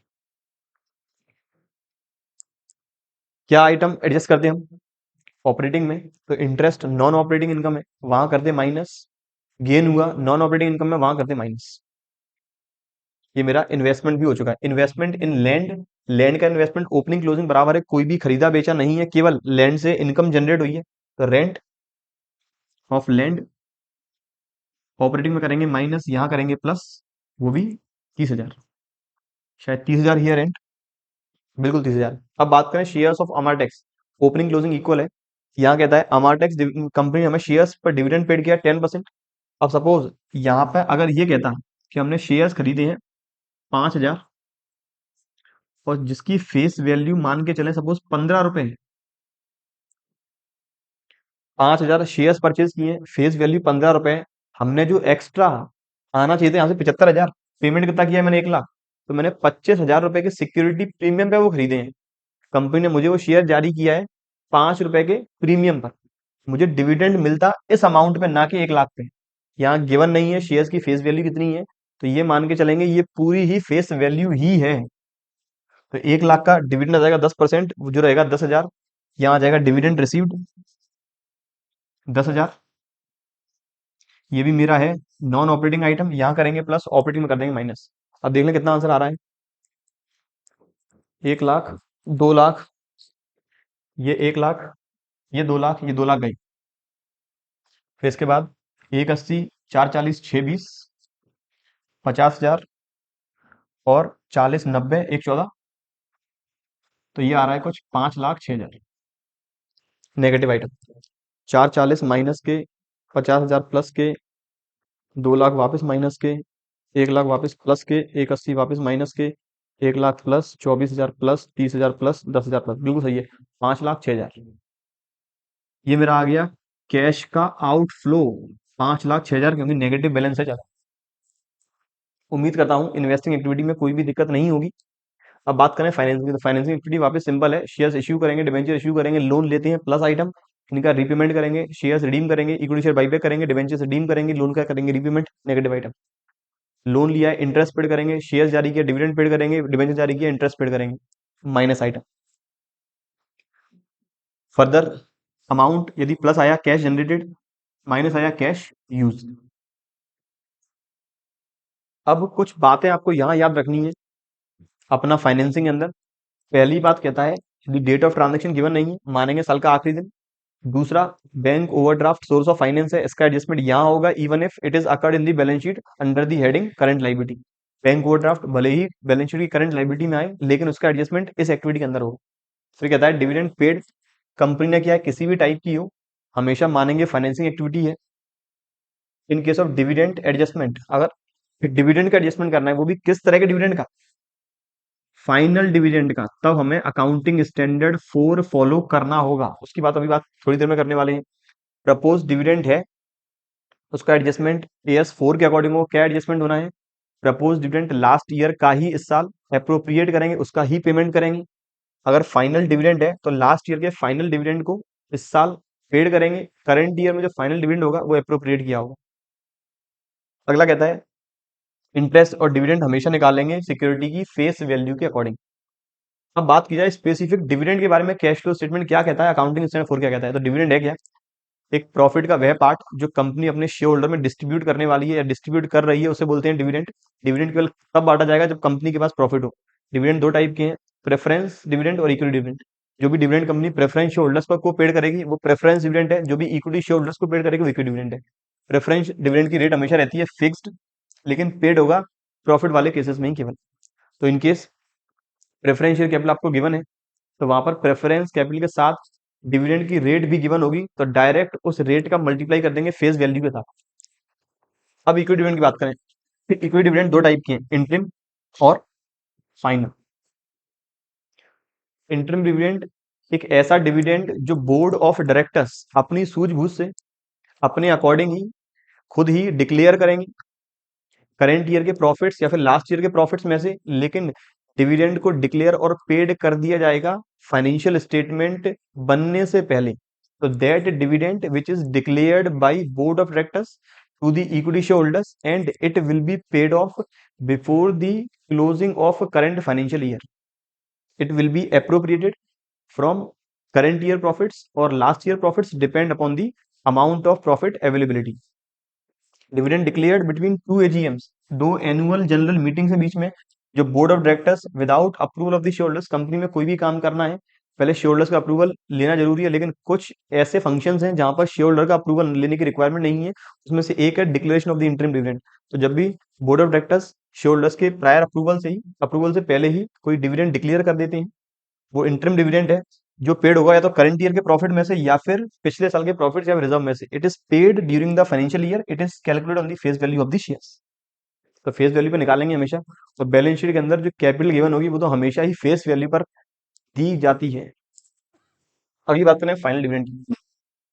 तो कंपनी के अंदर ऐसा डिविडेंड जो करंट ईयर के फाइनेंशियल स्टेटमेंट बनने के बाद अप्रूव होगा, अप्रूव के बाद पेमेंट होगा, वो माना जाता है final dividend. Board of directors सबसे पहले एनालाइज करते हैं क्या कंपनी को करंट ईयर में प्रॉफिट है।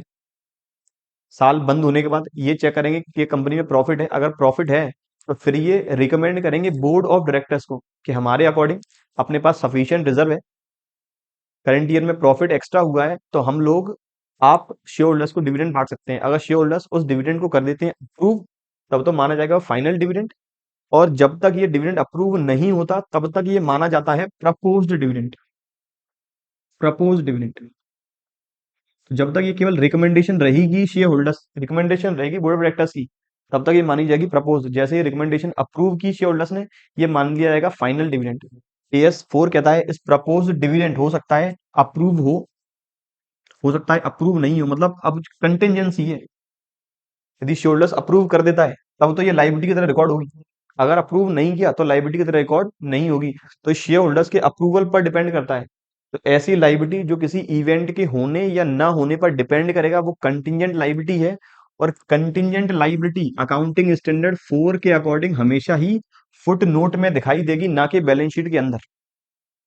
इन केस क्वेश्चन में मुझे प्रपोज डिविडेंड गिवन है, वो हमेशा ही बैलेंस शीट के बाहर दिया होगा।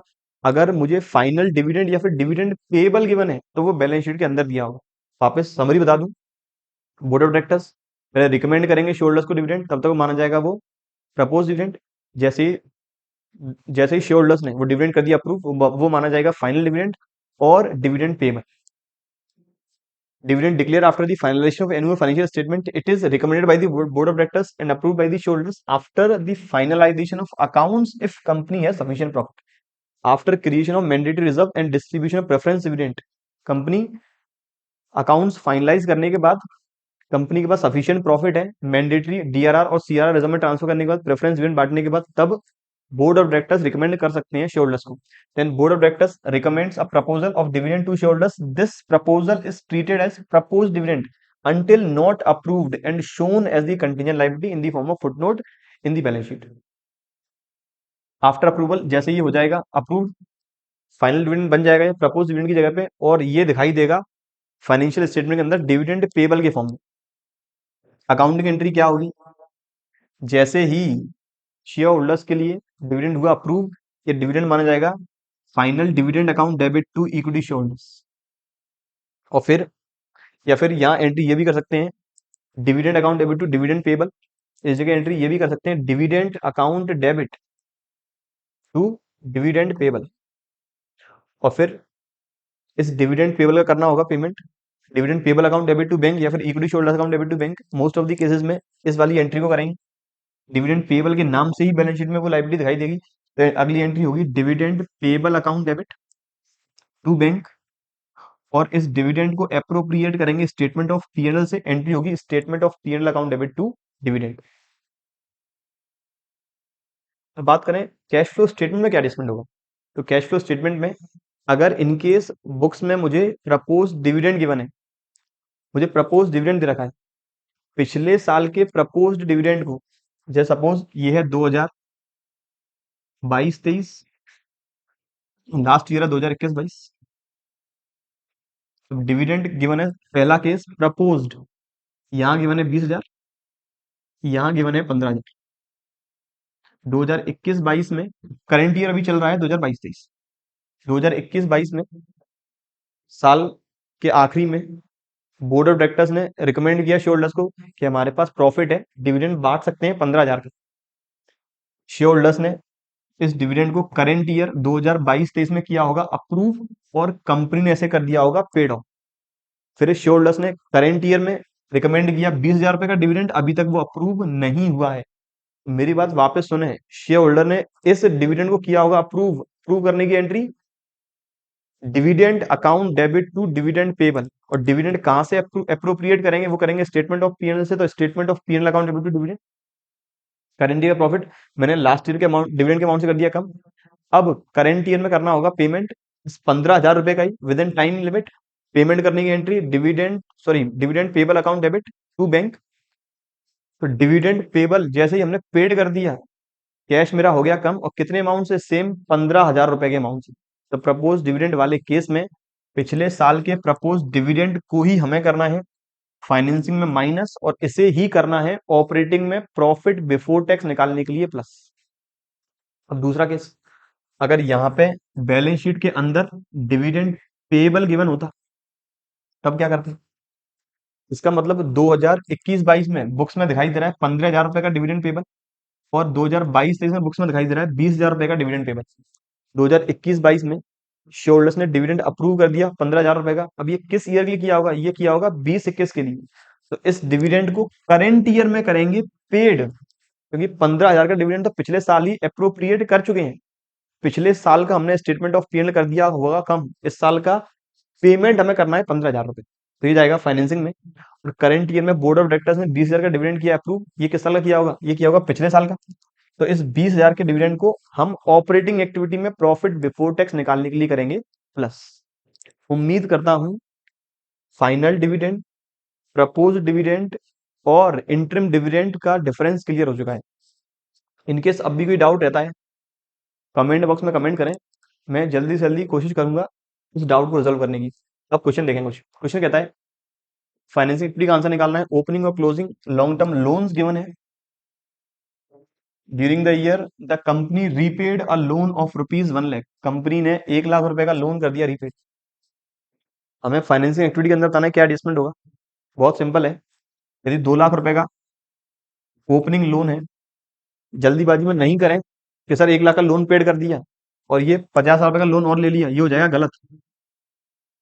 अगर ऐसे क्वेश्चंस आते हैं तो बोर्ड कुछ सोच समझ कर ही ऐसे क्वेश्चन देता है, जल्दीबाजी में नहीं करें, प्रॉपर अकाउंटिंग के फॉर्म में करें। 2,00,000 का लोन था, 1,00,000 का रीपेमेंट किया तो लोन रहना चाहिए था 1,00,000 रुपए का, जबकि क्लोजिंग आके तारा 2.5 लाख। इसका मतलब लोन और लिया होगा 1.5 लाख का। मैंने बनाया long term loan account.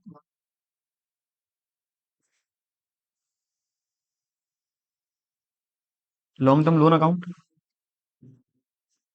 By balance brought down 2,00,000, to balance carry down 2.5 lakh.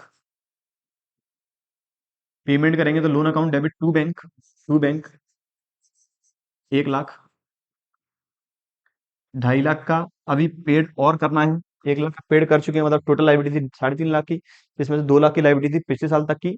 1,50,000 रुपए का लोन इस साल लिया होगा मैंने बाई बैंक। अमाउंट आ गया 1.5 लाख।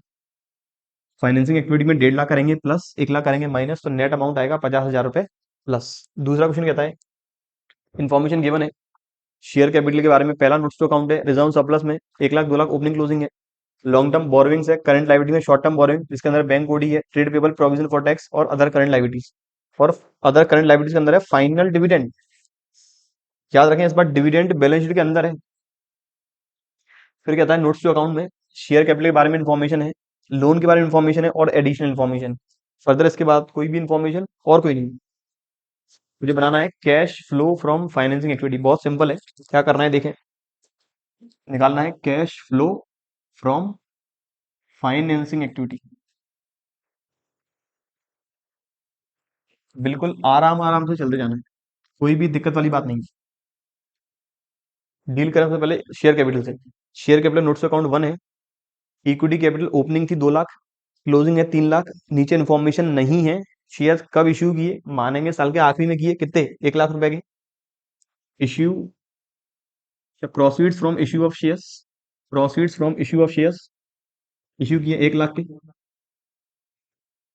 इसके बाद प्रेफरेंस शेयर कैपिटल ओपनिंग 80 की है, क्लोजिंग 140 की है। वापस इन्फॉर्मेशन नहीं है, मान के चलेंगे 60,000 रुपए की फेस वैल्यू वाले शेयर इश्यू किए 60,000 में ही।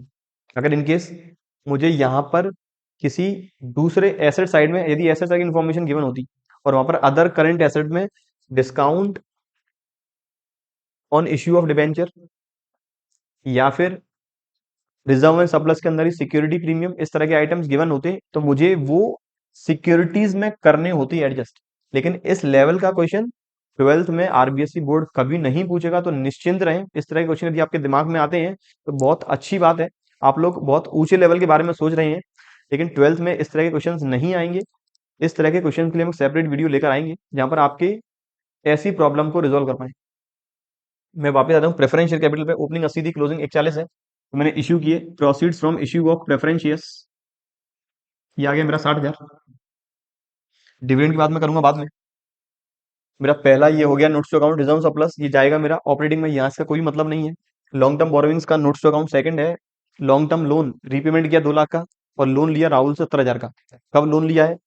31 मार्च को तो रीपेमेंट हुआ है और राहुल से लोन लिया है 1 अप्रैल को। पहले लिख लें repayment of long term loan, loan taken from Rahul. Repayment of long term loan और loan taken from Rahul.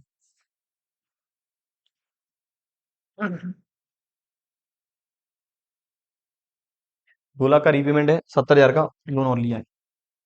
2 lakh का रीपेमेंट माइनस आइटम, 70,000 का और लोन लिया, ये आ गया मेरा प्लस आइटम।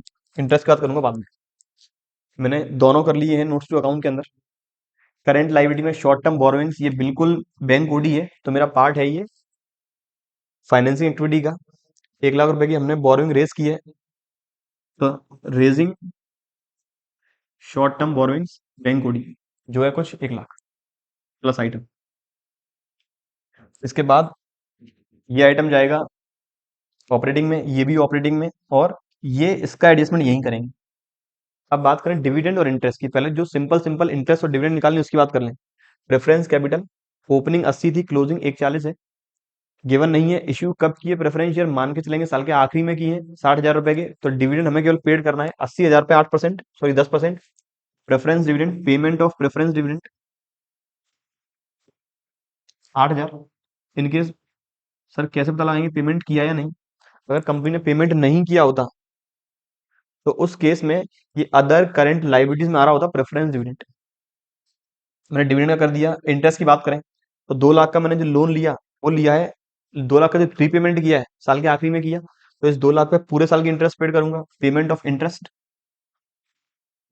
2 लाख का 8%, 16,000 प्लस राहुल से जो लोन लिया है वो लिया साल के पहले दिन, तो 20,000 रुपए के बाद पूरे साल की ब्याज, और जब ओपनिंग 20,000 है, मैंने यहाँ गलत लिख दिया है 70, यहाँ पर आएगा 31, इस जगह आना है 1,30,000।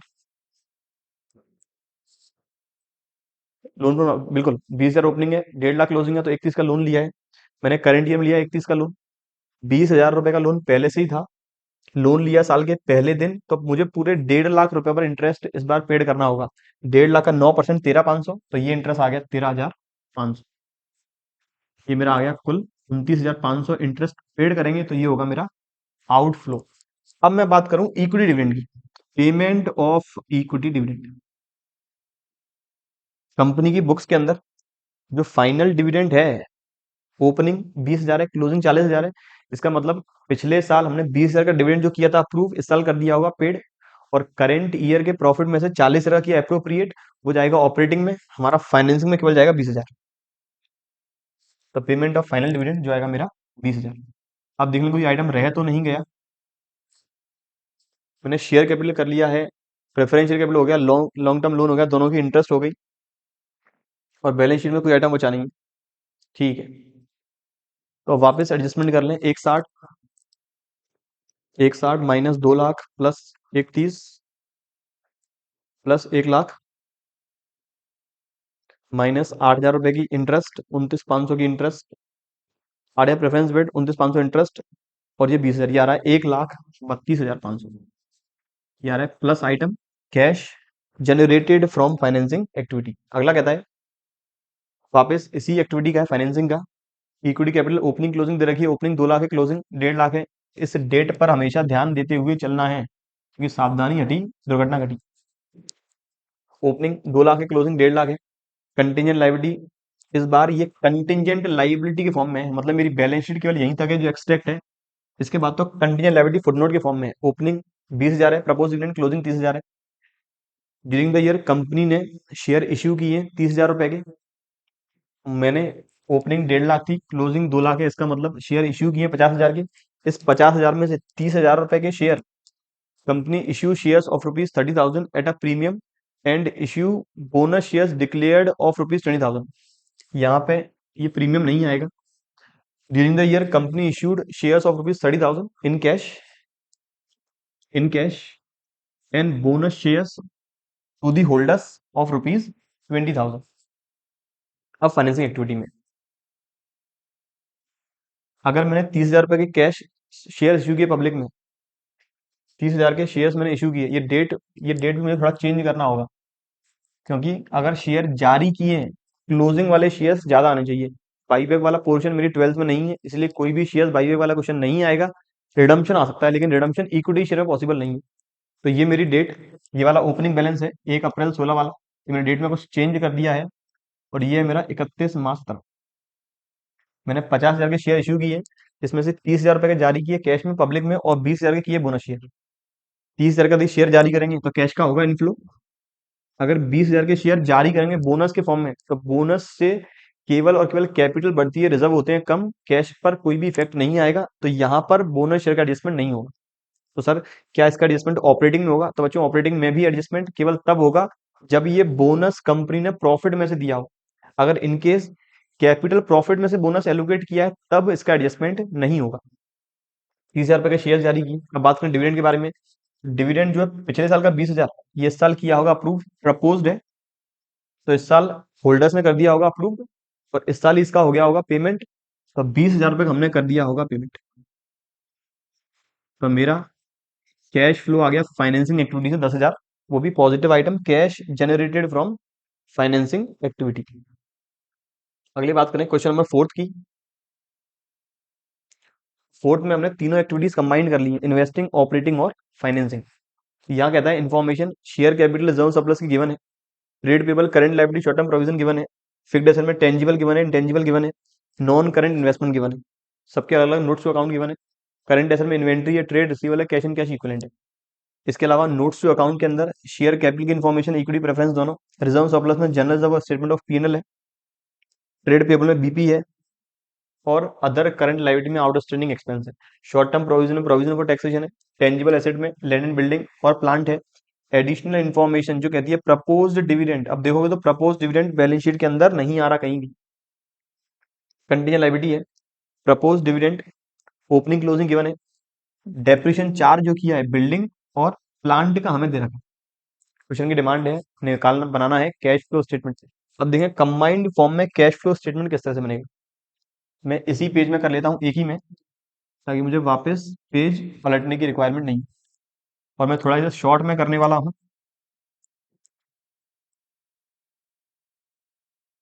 ये मैंने डिवाइड कर दी आधी आधी, ये मेरी हो जाएगी फाइनेंसिंग,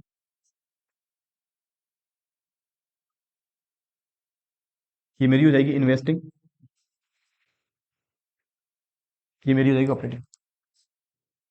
राजस्थान बोर्ड में क्वेश्चन कैश फ्लो में से हाईएस्ट आने वाला है 3 नंबर का। 3 नंबर का अगर तीनों एक्टिविटीज बनानी है, तो वहां पर इतने सारे एडजस्टमेंट नहीं आएंगे। और जहां तक मेरे अकॉर्डिंग है, तीनों एक्टिविटीज का आंसर नहीं आएगा, इंडिविजुअल एक्टिविटी का आंसर आएगा। लेकिन ये क्वेश्चन केवल और केवल किस तरह से एडजस्टमेंट करना है, रिस्क हम नहीं ले सकते। इनकेस आ जाए फिर क्या होगा। तीनों एक्टिविटीज का एडजस्टमेंट एक बार में किस तरह से होगा उसके लिए। ये मेरा cash flow statement, cash flow from operating activities, cash flow from investing activities, cash flow from financing activities, particular amount, particular amount और पर्टिकुलर अमाउंट। सर, क्या अमाउंट का 2 कॉलम बनाने हैं? मुझे 2 कॉलम के प्रेजेंटेशन के लिए आप दो बनाना चाहें दो बना सकते हैं, एक कॉलम बनाना चाहें एक कॉलम बना सकते हैं। अब मैं चलता जाऊं बैलेंस शीट की लाइबिलिटी से स्टार्ट करूंगा। शेयर होल्डर फंड्स में शेयर कैपिटल का नोट्स टू अकाउंट नंबर 1 है, ओपनिंग क्लोजिंग कैपिटल दे रखी है। ओपनिंग इक्विटी कैपिटल 80,000 है, क्लोजिंग 1,20,000 है, मतलब मैंने शेयर्स किए इश्यू 40,000 के। प्रेफरेंस ओपनिंग 40 है, क्लोजिंग 20 है, मतलब प्रेफरेंस किया है रिडीम 20,000 के। ये दोनों जाएंगे फाइनेंसिंग में। Proceeds from issue of equity shares 40,000 plus item, और redemption of preference shares 20,000 minus item. ये मेरा हो गया कैपिटल, ये मेरा हो गया कैपिटल। दूसरा आइटम है रिजर्व एंड सरप्लस, इसका नोट्स टू अकाउंट नंबर 2 है। जनरल रिजर्व ओपनिंग 8 है, क्लोजिंग 12 है। जनरल रिजर्व मेरा इंक्रीज हो रहा है, कहां से हुआ होगा? मैंने रिजर्व क्रिएट किया होगा, कहां से? करंट ईयर के प्रॉफिट से। स्टेटमेंट ऑफ पीएनएल ओपनिंग 18,400 है, क्लोजिंग 26,400 है, तो ये मेरी आ गई रिटेन्ड अर्निंग करेंट ईयर की 8,000। मेरी करेंट ईयर की रिटेन्ड अर्निंग आ गई 8,000। मुझे अलग से वर्किंग नोट में निकालना होगा calculation of profit before tax,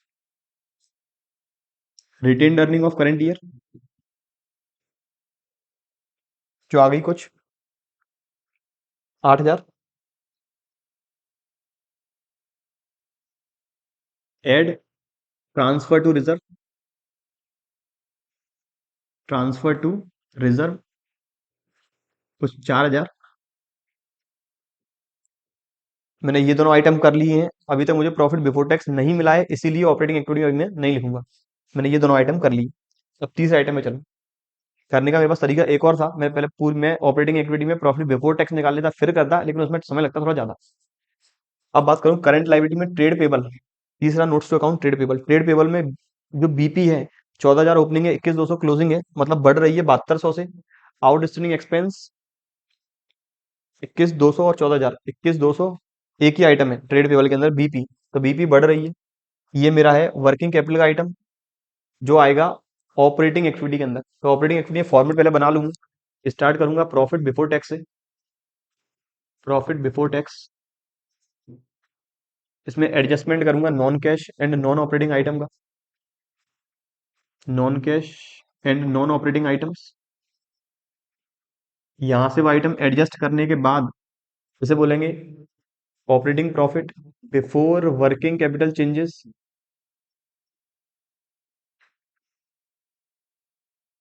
में एडजस्टमेंट करेंगे वर्किंग कैपिटल का।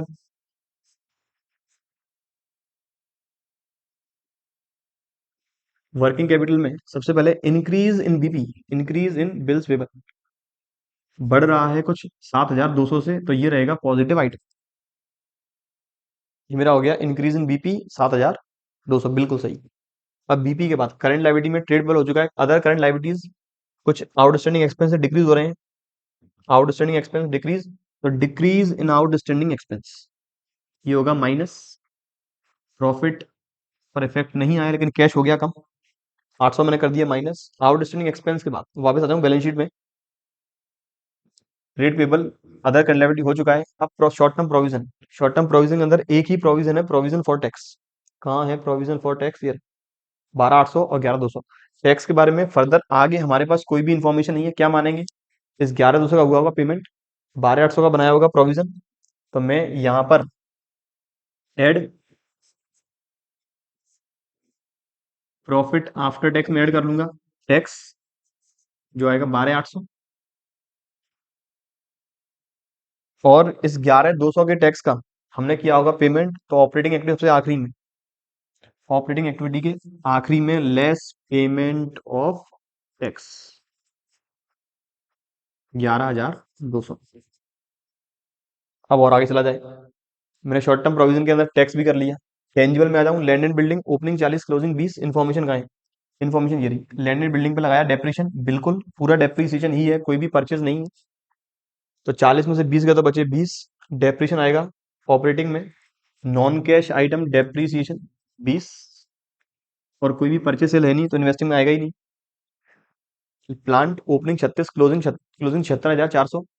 प्लांट हमने कह रहा है डेप्रिशिएशन प्लांट पे लगाया 10,000 रुपए का, तो 36,000 के प्लांट पर अगर डेप्रिशिएशन लगाते 10,000 तो वैल्यू रहनी चाहिए थी 26,000, वैल्यू आ रही है 76,400। इसका मतलब प्लांट खरीदा है 50,400। तो पहले तो यहाँ डेप्रिशिएशन लिख लें प्लांट पे, डेप्रिशिएशन ये था बिल्डिंग या जो भी हो, और डेप्रिशिएशन ऑन प्लांट, प्लांट का डेप्रिशिएशन 10,000। मैंने प्लांट परचेज किया है, investing activity minus purchase of plant जो आया मेरा 50,400। मैंने प्लांट का भी एडजस्टमेंट कर लिया। मेरा प्लांट भी ये हो गया। अब और देखा जाए क्या आइटम रह गया है। मैंने शॉर्ट टर्म प्रोविजन हो गया, नॉन करेंट असेट के अंदर टेंजिबल हो चुका है। अब इंटेंजिबल में, इंटेंजिबल में कौन सा आइटम है? इंटेंजिबल, इंटेंजिबल में गलत नोट्स टू अकाउंट। अच्छा टेंजिबल का 6 है, इंटेंजिबल में कोई भी आइटम इंफॉर्मेशन नहीं है, लेकिन ये गिवन है ओपनिंग 24 है क्लोजिंग 18,800 है। इसका मतलब मैंने इंटेंजिबल एसेट्स की होगी अमोटाइज, 24,000 माइनस 18,800 ये आएगा 5,200। तो amortisation of intangible asset, amortisation, amortisation of intangible assets कुछ आ गया 5,200, ये भी होगा प्लस। कोई भी खरीदी नहीं है ना बेची है, मेरा अमोटाइजेशन हो चुका है, ये मेरा आइटम हो गया। Non current investment opening 4 closing 14, कोई भी इन्फॉर्मेशन नहीं है कि इन्वेस्टमेंट खरीदे हैं या बेचे, कितना इंटरेस्ट, तो केवल मानेंगे 10,000 रुपए के इन्वेस्टमेंट हमने किए परचेज, चाहेगा इन्वेस्टिंग में purchase of non current investment ये होगा 10,000 माइनस, और प्लांट भी होगा माइनस 10,000 रुपए के। मैंने प्लांट और इन्वेस्टमेंट दोनों है कर ली। प्लांट प्लांट कहाँ है? इन्वेस्टमेंट भी हो गया, प्लांट भी हो चुका है। अब आते हैं करंट एसेट में, inventory, trade receivable, cash and cash equivalent. Inventory decrease हो रही है, प्लस करेंगे। ट्रेड रिसीवेबल इंक्रीज हो रहा है, माइनस करेंगे, तो वो आ गया कुछ 34,000 माइनस 31,200, 2800 प्लस और 13,200 माइनस। 2800 प्लस, 2800 प्लस और 13,200 माइनस। यह डिक्रीज इन इन्वेंट्री और इंक्रीज इन ट्रेड रिसीवेबल। ये हो गया decrease in inventory, decrease in inventory बिल्कुल 2800, increase in trade receivable. Cash in cash equivalent सबसे आखिरी में आएगा, तीनों एक्टिविटीज प्लस करने के बाद। अब मैं आ जाऊँ डिविडेंड पे और प्रॉफिट बिफोर टैक्स पे। डिविडेंड के बारे में, इक्विटी डिविडेंड के बारे में इंफॉर्मेशन हमें बैलेंस शीट के अंदर ही दे रखी है। Other current liability note 4, other current liability note 4 नहीं, इक्विटी डिविडेंड है, additional information. Propose dividend, propose dividend हमने लास्ट ईयर वाला ही साल अप्रोप्रिएट किया होगा, यही पेड किया होगा, तो केवल इसका ही एडजस्टमेंट होगा। प्रपोज डिविडेंड इसमें करेंगे plus propose dividend of last year 11,200 और इसका ही एडजस्टमेंट होगा मेरे फाइनेंसिंग में, payment of dividend of last year 11,200। Preference dividend का भी पेमेंट करना पड़ेगा, पेमेंट ऑफ प्रेफरेंस डिविडेंड। और प्रेफरेंस डिविडेंड यहाँ करना होगा हम add preference dividend. Preference capital opening थी कुछ, ओपनिंग थी 40,000, क्लोजिंग है 20, दिया नहीं। रिडम्पशन कब हुआ है? मान के चलेंगे रिडम्पशन साल के आखिरी में है, तो पूरे 40,000 में 10% चार्ज है। प्रेफरेंस डिविडेंड यहाँ पे आ जाएगा मेरा 4,000 और प्रेफरेंस डिविडेंड मैं कर दूंगा पेमेंट, ये मेरा आ जाएगा 4,000। ये मैंने सारी एडजस्टमेंट कर ली है। अब प्रॉफिट बिफोर टैक्स निकाल दूं केवल मैं, मेरा अप्रोप्रिएशन इस फॉर्म में, टैक्स का अमाउंट ये, तो ये आ जाएगा 8 और 4 12, 12 और 11 23,200, 23,200 और 4,000 27,200 और ये आ गया प्लस 12,800 कुछ 40,000। 8,000 प्लस 4,000 प्लस 11,200 प्लस 4,000 27,200 प्लस 12,800, ये आ गया 40,000। बिल्कुल 40,000 मेरा यहाँ आ जाएगा, profit before tax 40,000। Non cash item का एडजस्टमेंट 20 30 35,200, ये आ गया operating profit before working capital changes 75,200। 75,200 में ये सारे आइटम एडजस्ट करने होंगे, plus 7200, 75,200 plus 7200 minus 800 plus 2800 minus 13,200, ये आ गया 71,200। माइनस करेंगे पेमेंट ऑफ टैक्स 11,200, ये मेरा आ गया 60,000। मैंने 11 टैक्स का मैंने एडजस्टमेंट कर दिया है, 11,200 ये और 12,800 ये, ठीक है। अब इन्वेस्टिंग में 50,400 और 10,400, ये आ गया मेरा कैश यूज्ड फ्रॉम इन्वेस्टिंग। और यहाँ से कैश, ये माना जाएगा cash generated from operating, cash used in investing. उसके बाद 40,000 फाइनेंसिंग का, 40,000 माइनस 20,000 माइनस 12,200 और ये 4,000, ये माइनस का है, प्रेफरेंस डिविडेंड पेड किया हमने, तो माइनस 4,000, ये आ गया मेरा 4800। 4800 ये आया है मेरा पॉजिटिव आइटम, बिल्कुल। अब 4800 4800 प्लस के, प्लस 60,000 प्लस के और माइनस के 60,400, मेरा तीनों एक्टिविटी से आया है net cash use, sorry net cash generated, मेरा तीनों एक्टिविटी से आया है नेट कैश जनरेटेड 4,400। ये प्लस है, वो प्लस है और ये माइनस है। 4,400 में ऐड करेंगे opening cash and cash equivalents. Opening cash कहाँ है? ये रहा, ओपनिंग कैश है 6,800, ऐड करेंगे opening cash and cash equivalents 6,800, मेरा आएगा closing cash and cash equivalents 11,200। तो फाइनल किस तरह से प्रेजेंटेशन लाएंगे, तो मैंने तीनों लिख दिया। फिर net cash generated from A B C, मतलब इन्वेस्टिंग ऑपरेटिंग एंड फाइनेंसिंग, वो आ गया 4400। Add opening cash and cash equivalents जो है कुछ 6,800, तो ये आ गया मेरा closing cash and cash equivalents 11,200। ये बात थी आखिरी क्वेश्चन की। उम्मीद है सारे टॉपिक कवर हो चुके हैं, सारे डाउट आपके क्लियर हो चुके हैं, चाहे डिविडेंड से रिलेटेड हो, टैक्स से रिलेटेड हो, एसेट्स अकाउंट बनाने से रिलेटेड हो। लेकिन अभी भी कोई क्वेरी रह गई है, कमेंट बॉक्स में कमेंट करें। आपके क्वेरी को मैं सॉल्व करने की कोशिश जल्दी से जल्दी करूंगा। ऐसे ही रिलेटेड टॉपिक डिस्कस करेंगे अपने अगले लेक्चर्स में। अगले लेक्चर में बात करने वाले हैं फर्दर मॉडल टेस्ट पेपर्स के बारे में। वीडियो पसंद आए लाइक जरूर करें, अपने फ्रेंड्स के साथ शेयर जरूर करें। ऐसे ही रिलेटेड टॉपिक्स डिस्कस करने वाले हैं अपने अगले लेक्चर्स में। तब तक बने रहिए और पढ़ते रहिए। Thank you.